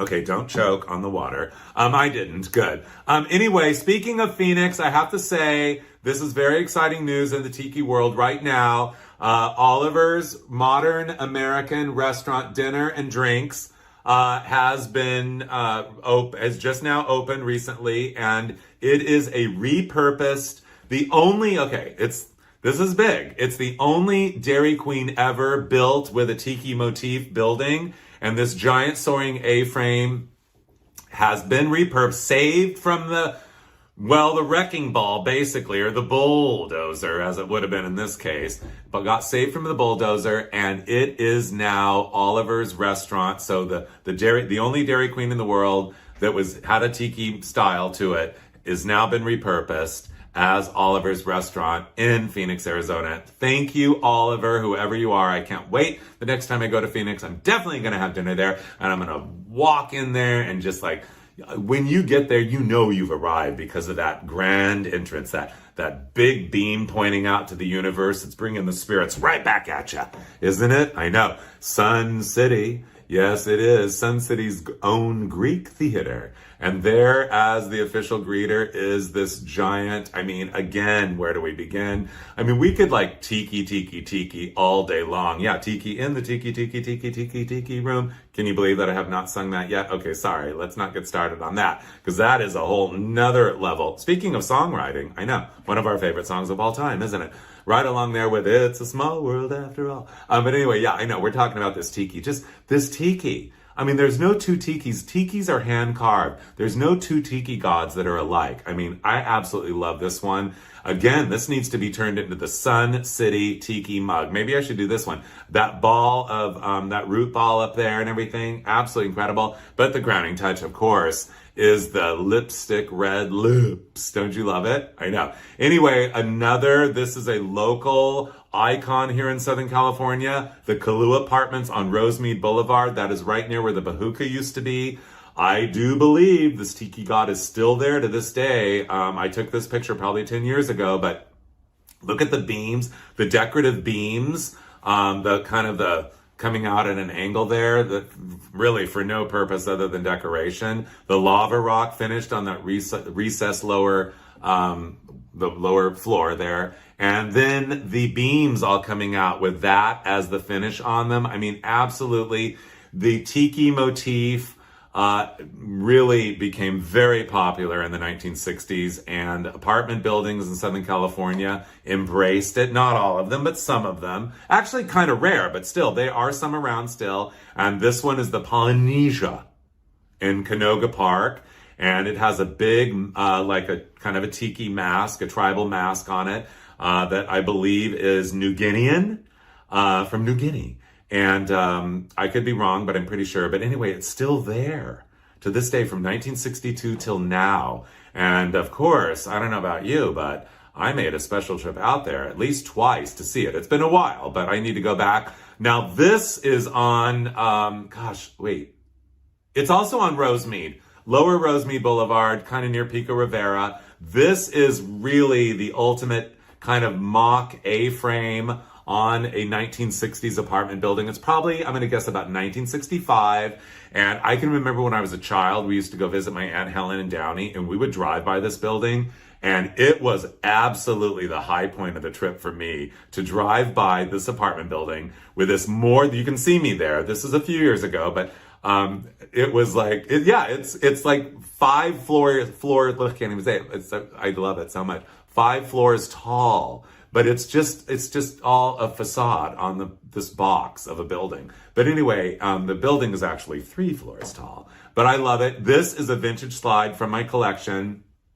probably from the early 60s. Look at the fire hydrant there. You gotta love the fire hydrant. It's so lucky to be there to stare at this all day long. So this again is just a regular kind of a dingbat classic 1950s, 60s apartment building in Southern California, but it has been dressed like it's part of Adventureland. I mean, literally, if Adventureland at Disneyland had an apartment building, it could be this. There's giant tikis there. You can see them. There's a big rock fountain there. I know, the tikis are pretty big. And what looks to be like those stakes that are holding up the tiki, not. Those are the posts that are holding up the little bridge that is you walk over a water feature. So there's a pond that goes under the bridge that's coming from that water fountain. No fence, no nothing. Can you believe it? I know. And the little peaks on the roof line and everything. Again, those kind of beams that are going like this just for decoration. And the twin palms. There's plenty of palms there, but the twins on the left are the crowning touch to the entire scene. I absolutely love it. Inside, you have, looks like only a single tiki there, but yet another fountain, of course, the swimming pool. I love the beams that are the posts that are sticking up there. I love the khaki colored stucco with the burnt orange and turquoise doors. You can see, yeah, beams. I mean, plus that banister or the railing or whatever it's called. Yeah, railing. It's not a banister. The railing there with a kind of like drunken crisscrossy sometimes and angled and stuff. I mean, this is absolutely, picture perfect. How lucky would you be to live in the apartment building called the Tiki? Okay, you guys, in the realm of all Tiki apartment buildings that are still standing in Southern California, for that matter, anywhere in the known universe, this is the ultimate Tiki-themed apartment building. It is from 1962, I do believe. It is in Torrance, California, or the Hollywood Riviera neighborhood of Torrance, California, and it is absolutely, I drive by it as often as possible. If I'm anywhere near the South Bay, I always have to go there. It is truly magical in every way, every day. Of course, you can see a big tiki head there up top and down below. Oh, well, we're going to get to that, the Venetian tile mosaic there, finishing a good portion of the building. And of course, the incredible Tiki signage. A closer look reveals Tiki gods are actually holding up the building. And there you can get a better view of the signage. And of course, I think that script sign that says Tiki is ready for its close-up, as is. Those are each one by one Venetian tiles from Venice, Italy, that are making up that entire, the yellow and white stripe with the gold and the multicolors and everything. Absolutely it's really the biggest kind of mosaic installation I know of on any building in Southern California at this point. It is absolutely spectacular. But you guys, what's really most spectacular is that orange Tiki sign. I mean, first of all, orange. The power of orange. It's the most difficult color name to say, other than maybe chartreuse or puus. But yeah, orange. And we say orange often. But anyway, look at it. It's one of a kind. This is, whoever actually did the art for this is all this handwritten script. This is the only thing that was ever done in this script. Look at that T. Look at how it starts big on one side, comes to a point on the other, intersects that big, generous, healthy, special loop of that K. And look at the rest of that K. It's just like, you don't ever see a K like this. You've never seen a K like this, ever. You've never seen a T like this. That I that gently like swoops up into that loop of that K that you've never seen before, just like that I you've never seen before. That dot. I mean, the dot is really spectacular. However, it is the most common thing about this sign, because nothing else about this sign is common. Not even those dots are common. When you get to see two dots, when you get to see the word Tiki spelled out like this, in this, basically, it is a steel channel sign. I can't even say it, because I love this sign so much. It's really one of the greatest pieces of signage, and in the future will be the most coveted in all of Southern California. And there are tons of great signs in Southern California, you guys. But look at the eyes. Okay, I know we could go on, but the second eye, how it like gives you that generous, just optimistic finish of like whoosh. It finally lets go. It goes up and a little and then kind of dips down. Letting your spirit rest on knowing that this sign is more than a mid-century modern masterpiece. It is absolutely a world-class national treasure of the absolute highest order until the end of time. Okay, here's another look at the 3 tikis that are holding up the building there. Still there from 1962 till now. And I cannot tell you, like, if I have to live in the South Bay, I'm living there. Okay, fine. You didn't want to live in an apartment. You wanted a house. Be that way. So, where do we begin to behold the glory of this home? I think this slide was not marked, so I have no idea, but I'm pretty sure somebody told me this is a Sun City, one of the Sun Cities. If someone out there knows, let me know. What gave it away was the trash can in the ground, you guys. But what I do want to say about it more than anything is, yes, it's kind of a Japanesey version with the soji screens. I love the front door with the doorknob in the middle. I love doors with doorknobs in the middle. I always have, I always will. Very, very, very thrilling. Also, that is a 1954 Buick. It looks like a Bumblebee, black roof, a yellow body in the carport there. It is a carport, not a garage. And I love what looks to be like Palos Verde stone trimming the front of that garage, the shake roof. I mean, this is basically a ranch style, Southern California style ranch home, a la Tiki, a la kind of the exotic Japanese look. The same rock trim on the front is over there by the front window there. Also, I love the fact that the landscaping, you guys, is basically rock. So this is probably Arizona. They've just planted some palm trees on the right there. But anyway, and the little peaks coming off the roof. I mean, you guys, I know. This is not that house, but it could be. I love the style guide that's happening here. This kind of Japanese aesthetic. And I love the posts that are holding up that patio, the patio beams that go up like that and everything, I mean, are just heaven to the senses. Not to mention that orange, that red-orange, Chinese red as I call it, beam going across. And then the posts, the 2 posts are covered with bamboo. Absolutely gorgeous. The rattan furniture there, the planters, that fiddly fig, the party guests, and of course, dude, do you have to find, is this like the right time to be spreading your scent? I'm not sure, but never mind that. It doesn't matter. This is absolutely amazing. This is not the inside of that house, but it could be. This is a very sophisticated example of kind of a Polynesian luau, Hawaiian island, South Pacific style of interior design. Tapa cloth. It looks like that's a window shade, and I'm thinking that the light kind of shines through it a little bit as it is there. I love the 2 sconces there that look like they're holding candles. On that shelf, we've got a tiki drink bowl with 4 tikis holding it up. I mean, how classic is that? On the wall, a topless, looks like what we would call a topless native. Absolutely incredible. It kind of looks like Cezanne, doesn't it? Yeah, it might be. I love the honey blonde door. I love the darker wood frame around it. That is a really good tiki style guide. Tapa cloth shade on, looks like on the lamp there behind the gentleman sitting there, and red, the power of red. We're not talking about that right now. But the other thing that I want to point out here, you guys, that big, like, is that a monkey pod or a koa wood bowl there? That giant fruit bowl.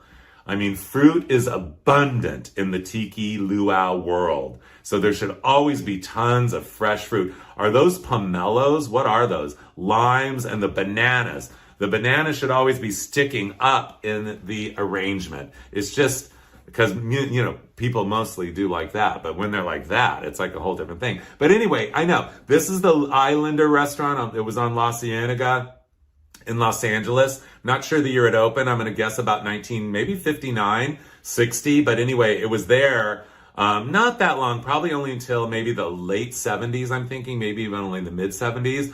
But it is absolutely big scale, gone wild. And I love that the finished beam there goes like this and then up to the heavens above, sending that spirit right back at you. And everything, it looks like, is that an abalone? Is that abalone shells pushed into that that brown cement wall there. I'm not sure. It looks like that wall kind of wraps around the palm trees there a little bit. The sign we love, that Tiki, like, whoo. I know. And of course, there's a sign there in the driveway and another couple details there. The Islander dinner served daily from 5 p.m.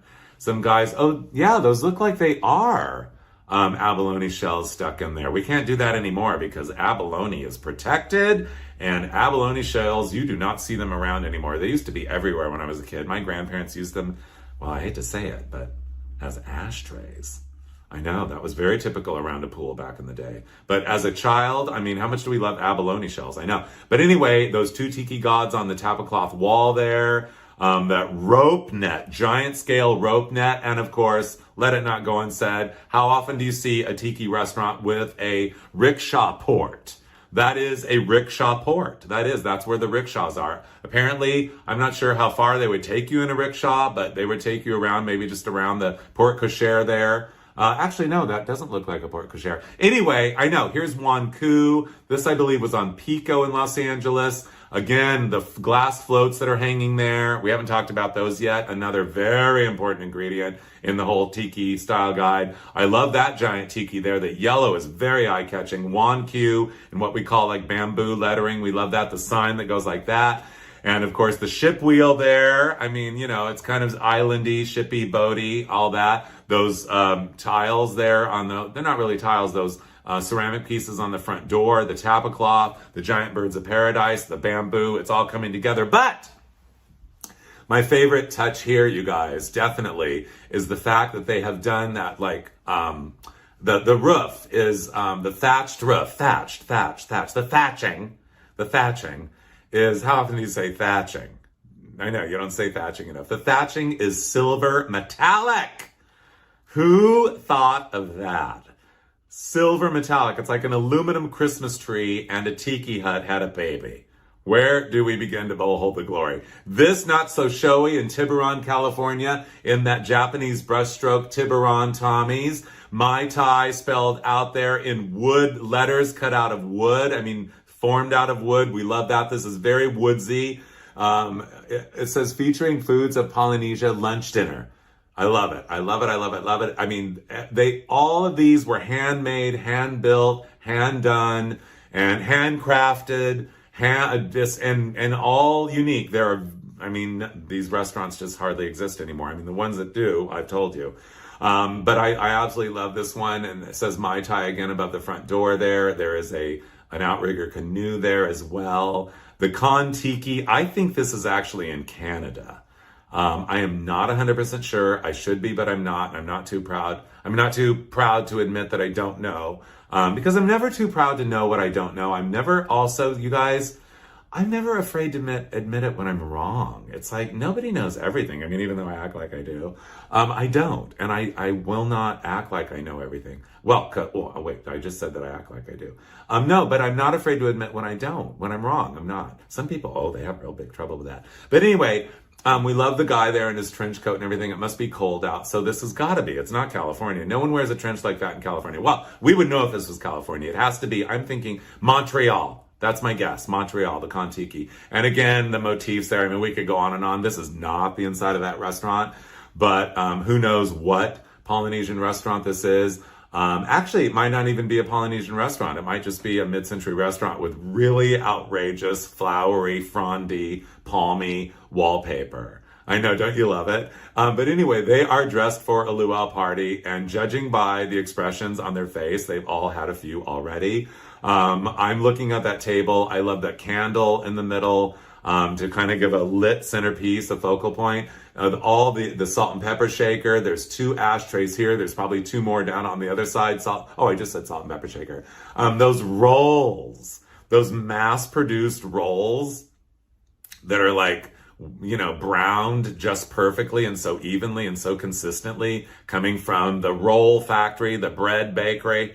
I know. And then those coffee cups, you never see coffee cups and saucers like that anymore. And also, you guys, I can't tell. Wait, I have to look closely here. Sorry, I told you, I'm looking at an image that's really small.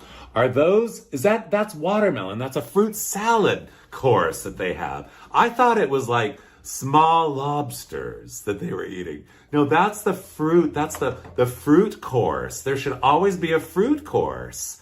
Well, yeah, I mean, wow, this is deep. Anyway, but you guys, what I really love about this slide is that guy's hat. Yes, you have the license, ladies and gentlemen. Usually it's more the gentlemen's that are wearing. Ladies wear the flowers, and mostly, I mean, anybody can wear anything. There are no rules. We established that earlier, right? Anyway, but yeah, hats, those hats, decorated. We love them decorated. This guy has decorated his hat. All kinds of whatever you want to put on there. We need more decorated hats.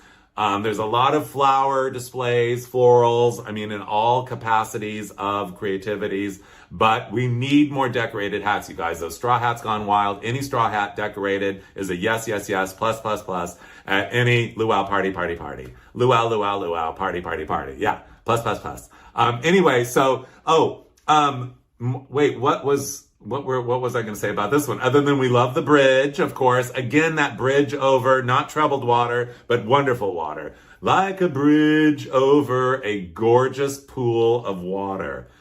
Yeah, that takes me there. And of course, flanked by tiki gods, you know you've arrived. Again, those are the roots of the palm. So they've turned this one over. Now, I was told one time, speaking of tikis, I was driving through San Gabriel, California about 25 years ago, and there was a tiki in someone's front yard. And I, of course, slammed on the brakes, pulled the car over, and I got out, knocked on the front door. I'm a door knocker. If I see something at a front door, or not in a front door, but out in the yard or driveway that I want to talk to the owner about or the house itself, I will door knock. So it's a ding dong, 12 steps back. I've told you this before several times. But anyway, yeah. And I said, excuse me, but couldn't help but notice how rare it is to find a tiki in someone's front yard. Well, anyway, the guy says, my name is Alex Labasan. I'll never forget. I don't know why I remember his name, but I do. It made an impression. And he had a Polynesian decor shop in Pasadena, I believe, for probably about 20 years. And so it was probably from the 60s and the 70s, but this was in the 90s. And he told me, of course, I didn't ask if he wanted to sell it because it was in his yard, and with all due respect.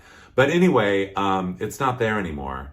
But Alex Labasan was his name. Anyway, he said you have to, when you cut a palm down and you want to carve a palm out of it, he told me you've got to let that palm tree cure. I mean, the palm, sorry, not tree. You've got to let that palm trunk, sorry, I got to adjust myself here for a second.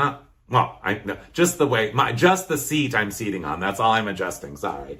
I've got a little stack of towels on my chair so I can be a little taller here. And gosh, the cotton of those towels condenses by my heavy weight, and they get hard. And then too many details. We're talking about palm trees. Palms, when you carve them, they need to cure, according to Alex Labasan, 20 years. He said, I will not carve a palm trunk until it has been curing 20 years. And then he took me in his backyard, and he had this whole stack of palm trunks. And he said, they're almost ready to carve. They're cured. So anyway, I don't know whatever happened, but Alex Labasan, we're thinking of you. Another little bridge in the backyard. Definitely Palm Springs. Love the Ocotillo. Love the pool. Love the people. She's wearing a muumuu. They're both wearing a muumuu. And the lady there is wearing a two-piece little sunsuit ensembles. And the gentleman in the back's like, I don't care to come on up front there and be in your picture. But yeah, the little bridge, you guys. But what I really wanted to talk about here is that bamboo that comes on a roll wired together so you can decorate with it. I mean, absolutely spectacular. Again, around this pool. And again, the netting, we have the netting there, very important. There's a seahorse there. And of course, in the most important spot in the entire scene here is the tiki god in the corner. Uh-oh, sorry. Apologize. Bodily functions and all. Anyway, so you guys, also I love the corrugated fiberglass in green there above. People would do this back in the day. No one's doing this anymore in California. But when I was a child, you'd see tons of backyards that had pools that wanted privacy, and they would put a little bit, like a foot and a half, or that looks like about 2 feet actually, of the corrugated fiberglass up to make their cinder block wall a little taller. Oh, you wanted to make a whole patio hut out of that wired bamboo. I know, absolutely spectacular. I love the way they're doing it here. It's very warm and inviting. Form follows function. It's fantastic. And my favorite detail here is not the mirror, so you can admire yourself after a few drinks. Not the fact that we know that it's 5 o'clock. Not the people, not the chairs they're sitting on. No, I love that, just that naked light bulb there. It's like, not sure that's the best lighting. Maybe typically they hang a paper lantern over it. I don't know, but I just like, I don't know why. I'm obsessed with that light bulb. And I'm obsessed with, if you're going to do a Tiki car, I saw this a few years ago. It was a 59 Edsel station wagon at Tiki Oasis where, yeah, sorry I got talking about the light bulb because we were really talking about the rolls of that bamboo that you get wired together. I've never seen an application of it like this before, and as door panels. And I will tell you, the headliner of the 59 Edsel station wagon was also finished this way. It was absolutely incredible. And you could park this in your garage when you're not having a tiki party in your garage. This is not a happy tiki party. Maybe they're not happy they're in the garage. I just don't know. But maybe they should move the table out to the backyard, set it down a little lower so they're having a real tiki party, a real luau party. But you know what? Should park in that garage, you guys. I mean, if you really want to get to it at the end of the day, you know what really is the ultimate tiki car? I have always thought the 59, I'm sorry, I should know better. I don't know why 59 slipped. It is not a 59. And if anyone would know, it would be me. This is the 1958 Oldsmobile 88 Fiesta station wagon. Yes, it is. I bought this car from the original owner in about 1989. And anyway, I mean, 46,000 original miles, lavender with a white roof, matching lavender spinner wheel covers. But the reason I'm showing this car to you guys right now is because the front of it, always to me, even as a child, Tiki God. Look at that front. Of all cars ever produced, this is the car, the 1958 Oldsmobile, and you could get one. They're available. One of my all-time favorite classic cars, Joyrides, that it always to me looked like a Tiki God. I mean, aren't you seeing it? I know, 100% totally. And anyway, I wonder where this car is now. I mean, I have not seen it in years. I sold it probably just a few years after I bought it. But I loved this station wagon so much because, well, for several reasons, including the fact that it looked like a Tiki God. Now we're talking about the Mai Kai in Fort Lauderdale, Florida, a Tiki restaurant extraordinaire experiential extravaganza. This one really is the granddaddy of them all. And let me tell you, you guys, this illustration was done in 1956. I know, don't you love that moody, that island night scene, that moon, those clouds, the rich depth of color, the palm trees catching that warm glow of that light. You can kind of see the porte cochere over there on the right. The red car there, actually, there's two cars pulled up, the people standing there, and you can see into the warmth of the restaurant, but not before you notice all the water feature outside there, and that signboard that comes up and out that says Mai Kai in a very abstract way, and that looks like a winged Tiki God, unlike any I've ever seen before. Absolutely love it. The Mai Kai is still there. However, it has been closed since the pandemic. They keep saying they're coming back, and let's all think of the divine moment when we are all going to gather there for the grand reopening. We'll be basking in the glory of the glow of what really is the most outrageous, over-the-top Tiki Polynesian restaurant ever in the history of the known universe. Yes, ladies and gentlemen, this is, did I say I took this picture about 10 years ago? Anyway, there it is down there, the sign. It has the water feature. It's all still there. I mean, we could go on about this place. Inside is a temple tiki of the absolute highest order. This is one of the dining rooms there, and that is called the, don't you love semicircular booths? Yes, I mean, I know all the decor it's just all thoroughly hand done and detailed, exquisitely in every single way. Timeless classic. It is the role model of all of these places. Really, it is. I mean, it is absolutely spectacular. Look at that exotic display of the floral display there, the float, the carved posts there, the angled hutness of it all, the low lighting. Yeah, that's my flash catching the white tablecloth, the red napkins, which I love against the turquoise. That is called button and biscuit. Upholstery pattern, you guys, button and biscuit, and it looks like one of the buttons lost its turquoise vinyl. It's like the one bright shining at us there. But anyway, we could go on. The Polynesian floor show there is actually up on a stage. Absolutely incredible. Again, this is about 10 years ago when I was there. I was there twice only. And I gotta say, this place hit it on every single level in every way. The Molokai bar is the greatest tiki bar on earth. Let's pray to the tiki gods that the Maikai does indeed come back. They keep saying they're going to come back. The Okele Maluna hour, 5 to 7 p.m. Happy hour, second drink on the house. You guys, I don't know about you, but I have never, ever seen, this is a hand-painted sign. It's amazing. But what I love about it the most is, have you ever seen, I've never seen like 7 o'clock with the O's, or it could say 7:15 or whatever it would be, but the minutes are stacked. I love that. That is so brilliant. Inside the bar is an experiential extravaganza, unlike, I mean, it's just, it takes you there, you are transported. It rains every 20 minutes. It fake rains on that glass there. Every 20 minutes. And let me tell you something. I mean, it is a mind bender of an experience that you do not forget. And who are some of these superstars there sitting and standing there at the table? My friend on your left, starting there with her ever-present monkey. Doesn't look like she'd graduated to her sock monkeys yet. This is my friend Suzanne. That's what I call her. Suzanne, she lives in Las Vegas. Maybe you know her. Close friend for a long time. And of course, Beach Bum Barry is a legend in the realm of tiki drinks in the green shirt there. I believe that's his wife there on the left. And of course, Bosco is a legendary tiki carver. I know these people from seeing them at all these tiki events over all these years and being there. And of course, an icon in the tiki world on your right, ladies and gentlemen, the one and only Otto von Stroheim.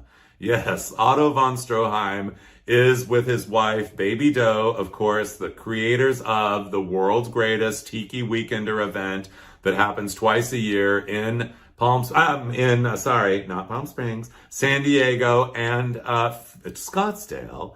The Tiki Oasis event, which is absolutely spectacular in every way. If you've not been to Tiki Oasis, you need to go online as soon as the show is over, and you need to get a couple tickets to go. Actually, buy more, bring your friends. It is a festive, fun, fantastical, experiential, immersional, that. Really, it is so much fun. You guys are going to love it. I can't recommend it enough. Okay, but we're back to the Maikai, and okay, moo-moos, bamboo, moo-moos and poo-poos. Moo-moos and poo-poos, you guys. Poo-poo, P-U-U-P-U-U. Poo-poos are little kind of finger foods that you eat in like a Polynesian restaurant, a tiki restaurant as we would now call them. Don't you love just poo-poo platter? These are not platters. Well, that's kind of what platter there, but deep fried, and those are, well, let's just start with like, it looks like, I can't identify everything, but I think those are egg rolls chopped up there. We love egg rolls. Bacon wrapped anything? Bacon wrapped, but is that bacon wrapped? Those might be bacon wrapped dates. I mean, have you ever had bacon wrapped dates, you guys? I know, unbelievable. Better than bacon wrapped chicken livers, even though secretly I do love chicken livers, but we don't need to talk about that. Yeah, and then there's like, it looks like deep fried wontons there. Now, wontons are traditionally stuffed with, ground pork and ground shrimp. That is traditionally the filling of a wonton. However, there is a thing called crab rangoon. Yes, crab rangoon. You can never just say crab rangoon. You got to say crab rangoon. Crab rangoon. Say it. 1, 2, 3. Crab rangoon. Yeah, crab rangoon, which is like, I mean, I don't like fake crab, K-R-A-B. I don't like that. I want real crab. But you mix it like real crab with just enough cream cheese to keep it together, and you put it in a wonton, and then you deep fry it, and then you eat it like poppers. So good. Anyway, it looks like teriyaki chicken wings, whatever, but poo-poo food is absolutely our favorite. It's deep fried and delicious, and yeah, the pork spare ribs there. The Aku Aku, next door to the Stardust in Las Vegas, opened in 1958, I believe, and was probably there until maybe the early 80s. But I love the lettering, the aku aku on that shield, the little Greek key also there. I don't know what it's doing there, but it is. The double signpost, and of course the big moai there. Of course, we love the stardust in the background. Here is the entrance there. I love an A-frame. I mean, the Tiki world is all about the A-frame. And how much do we love an A-frame? I know. It's my favorite. It's my favorite structural style is an A-frame. A-frames are rare. But anyway, everything about this, the orange, the blue tiles, the avocado green front doors, the lady standing there. Again, the bridge. It's like you are stepping across this bridge and you are no longer in the real world. It's that body of water and that little bridge you have to step over. That is you are now officially arrived. And of course, the two greeters there, the big moais, I will tell you, one of them at least still exists that we know of in Sunset Park in Las Vegas. Even though the restaurant has not been open for decades, Sunset Park, it's still there. I had the privilege and the pleasure of going to that park and actually seeing that surviving moai there. There he is, and we love him so much. He is a world-class national treasure. Uh-oh, my towels that are making me taller are scooting. Hold on one second, sorry. Oh gosh, whoa, wow, oh, woos. Anyway, so yeah, speaking of Tiki, this was in Florida. I don't think it's there anymore.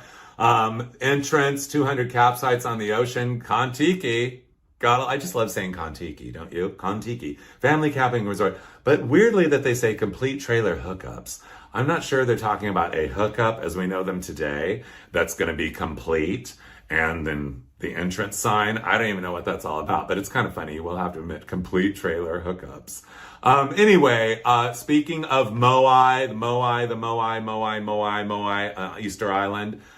This is, I think, one of the few moais that are actually outside of Easter Island currently. And this is at Forest Lawn, Glendale, which is right near my house where I live in Silver Lake. And he is there. I'm not sure if he's there right now, but this is just a couple of years ago when I was there. And I mean, if you want to see a real moai, you better call him first. But Forest Lawn, there he is. This is the moai incredible mosaic that I have in my living room, which I've had since I moved out of Ontario to LA. We moved from Ontario to LA in 1982. I was well into my world of thrift shopping in 1982. And when I was going to move out from Ontario to LA to get an apartment in Hollywood, because I had to live in the wicked big city, of course. Anyway, I went to the thrift store to furnish my apartment.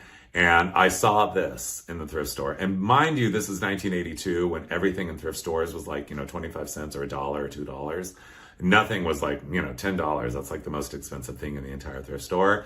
And I saw this on the wall in the thrift store and I went up to it and the price tag was $50.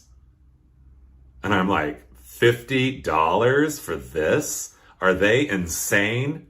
I'll take it.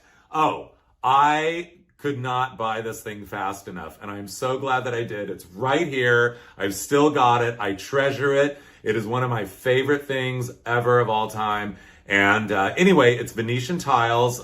You bought the pattern at the craft stores back in the day. There was a catalog with the patterns, just like a Simplicity dress pattern, only this was a mosaic, line patterns for mosaics, and it was done in 1957. The company was based out of San Francisco, and somebody sent me online a copy of the catalog that this actual artwork came from. And this was really, out of all the motifs they had in there in the entire catalog, like about 100, this was the only good one, I have to say. Sorry, but this is an incredible one. I have seen several over the years. There were several, I've seen several other of these mosaics. They do exist. But I'm not just saying this, but I have to say, of the 5 or 6 that I've seen, maybe just like 4, actually, this is the best one. I'm so lucky to have this. I absolutely cherish it. Don't you love the volcano in the middle? It inspired the crepe paper volcano in my living room about 15 years ago. It was just about to be Thanksgiving. Yes, I still do have those 2 lamps. Sorry, they're a little lopsided in the picture here. There's my rattan dining set. I still have it. This is still my kitchen. But anyway, this is a tiki turkey dinner, the first one I ever made, and it's a tiki turkey meatloaf there. Yes, I thought Thanksgiving is our most boring holiday, so why don't we tiki-ize it? Yeah, you guys, think about it. Thanksgiving is our most boring holiday. So let's turn Thanksgiving dinner into tiki turkey Thanksgiving dinner. Yes, Thanksgiving needs a theme, you guys. It needs a theme. So anyway, oh, I forgot to say, I left the original, I left the original meatloaf, tiki turkey meatloaf in the refrigerator for 2 years. And 2 years later, after I wrapped it up, this is what it looked like. Sorry to gross you out. But anyway, I still have a little bit of my inner 5th grade chemistry science student in me. And I just wanted to see what happened if I left the tiki turkey meatloaf in the refrigerator for 2 years, wrapped in foil. Now, granted, I would have taken it out if it would have smelled bad. It never did, weirdly. Maybe it's because it was like petrified with extra meatloaf seasoning mix from the packet, shilling or whatever. I put like 4 of them in there, at least, maybe 5, maybe 10, maybe 9, I don't know. But anyway, what I was going to say is that, I didn't serve him because he's the centerpiece of the table. You don't actually serve him. You make other meatloafs and you serve those. You slice and serve those. But anyway, so he can be the centerpiece the whole time. Evolved into the tiki turkey meatloaf mug, which I made several years ago, about 5 years ago. I did not make it. I designed it. It was made by Michael Parton, MP Ceramics, who, by the way, is really my favorite tiki mug maker of all the classic tiki mug makers that are out there. I mean, of this generation. He's amazing. And thank you, Michael Parton, MP Ceramics, for making them. They are definitely collectibles now. I did 2 versions. This is the cooked version. The raw version that came later. The one you're looking at on screen is the raw version. But anyway, it says Charles Phoenix Tiki Turkey Meatloaf Mug. Raw.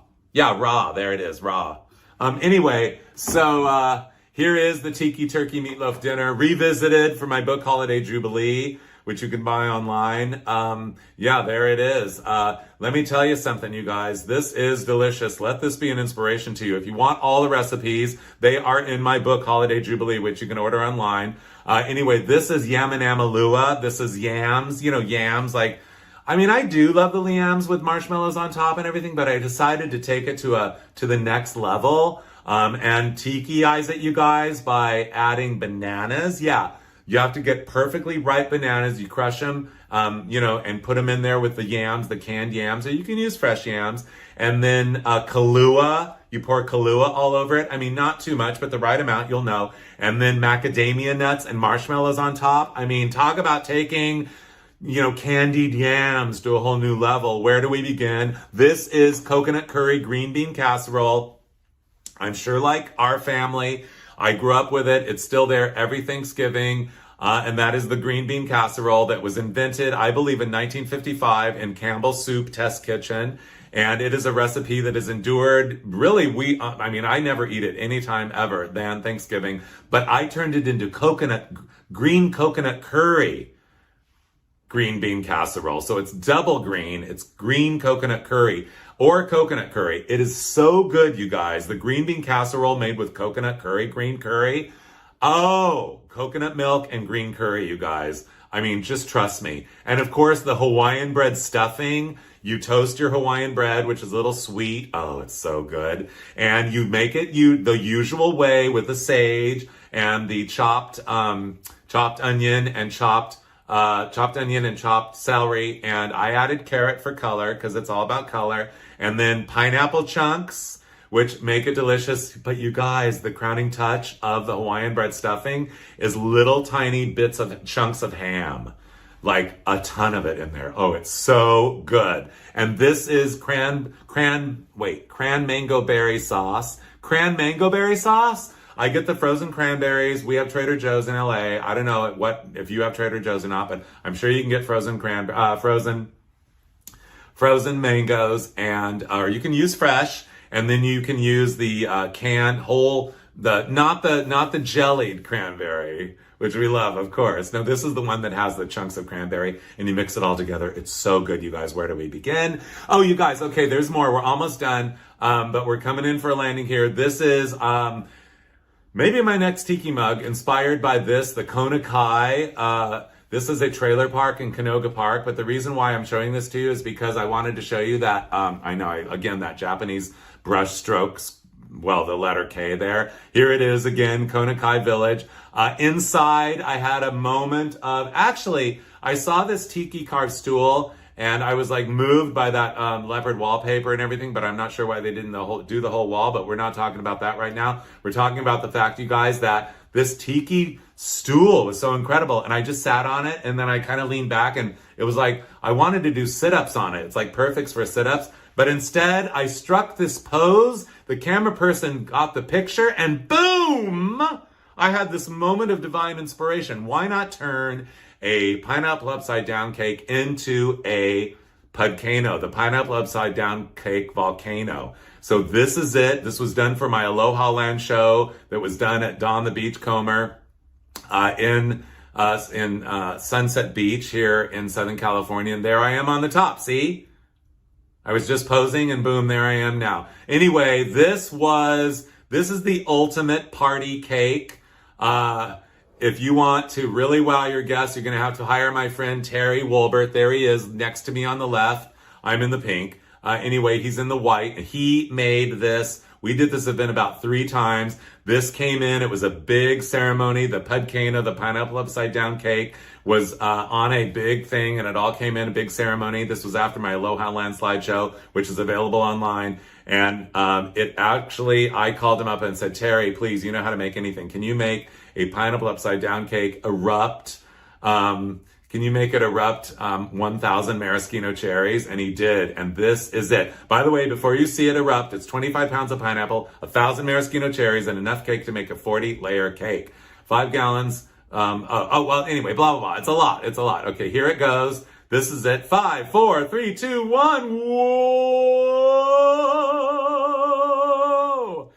Yes, ladies and gentlemen, a moment of silence for the pudcano erupting. Yeah, can you believe it? I know. And that inspired this, the pudcano Tiki mug.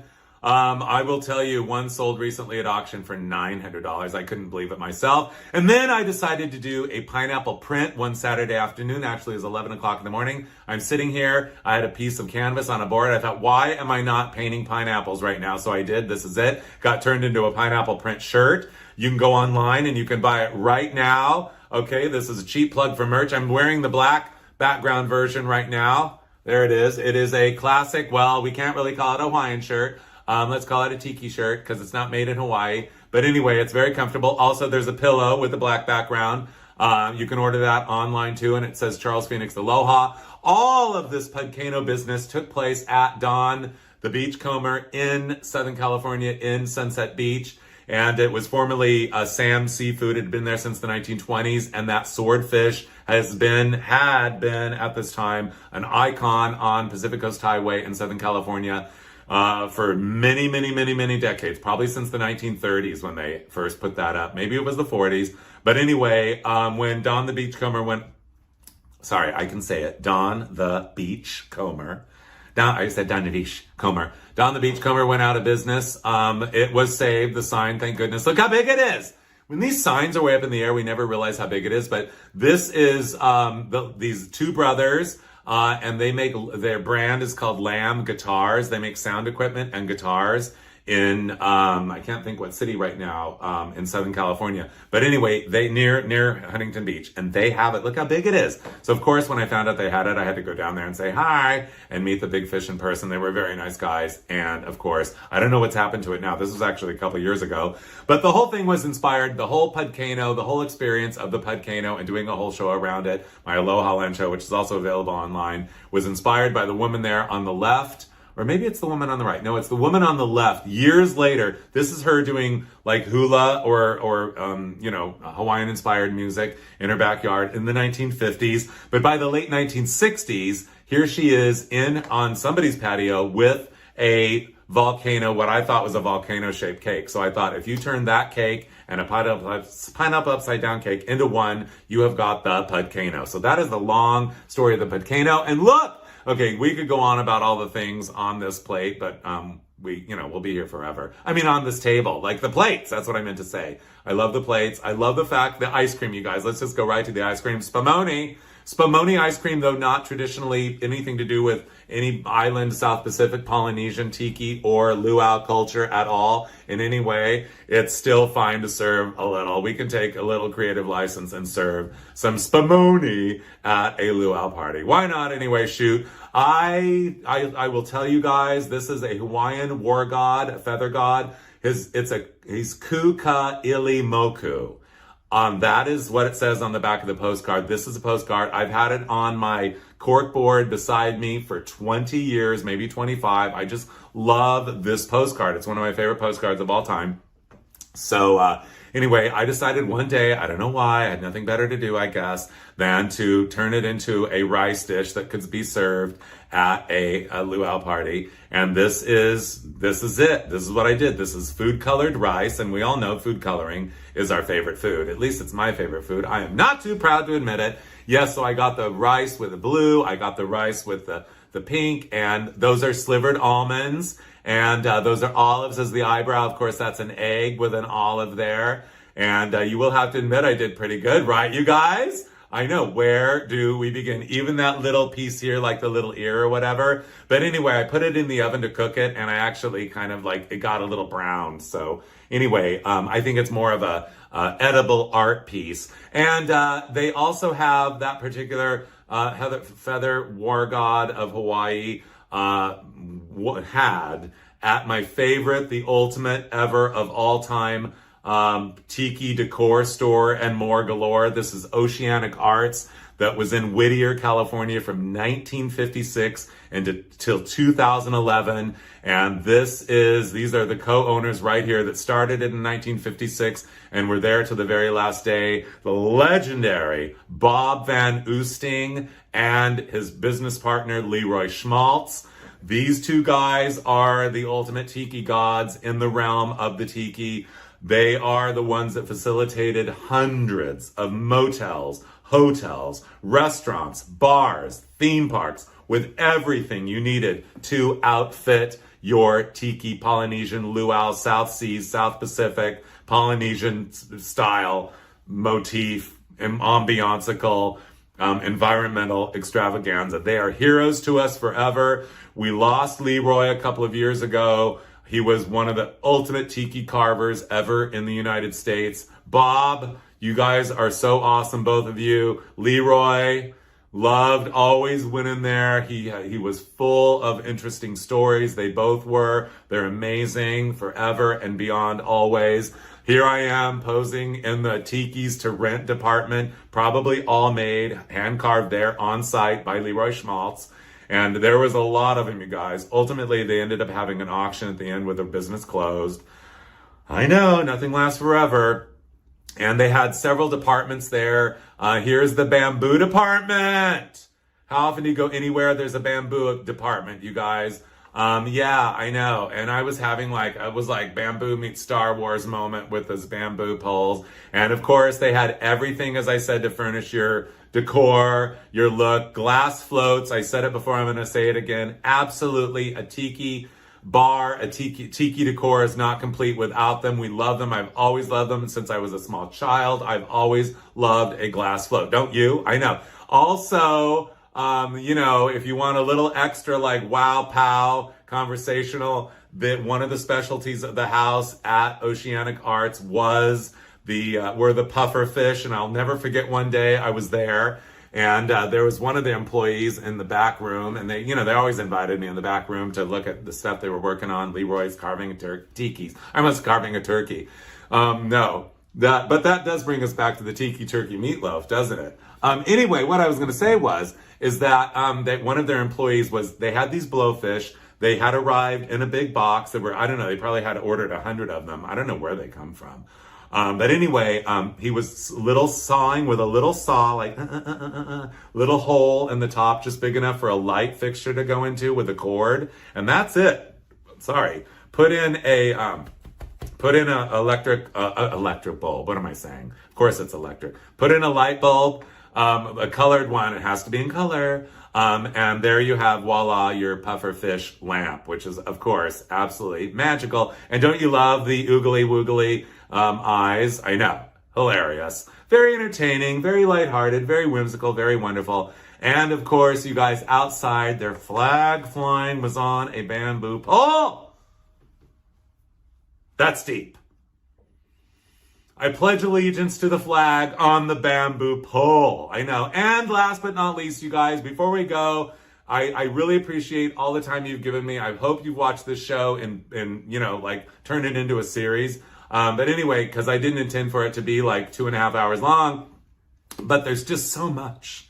This is a culture, the Tiki culture is so, it takes you away, it embraces you, it intoxicates you, and it enables you to waft into the wonder of the spirit of the glow of the glory of it all and pay honor to all of it from its deep, deep, deep roots to the heavens and beyond. I could go on. But anyway, this is the Tiki Tea, you guys.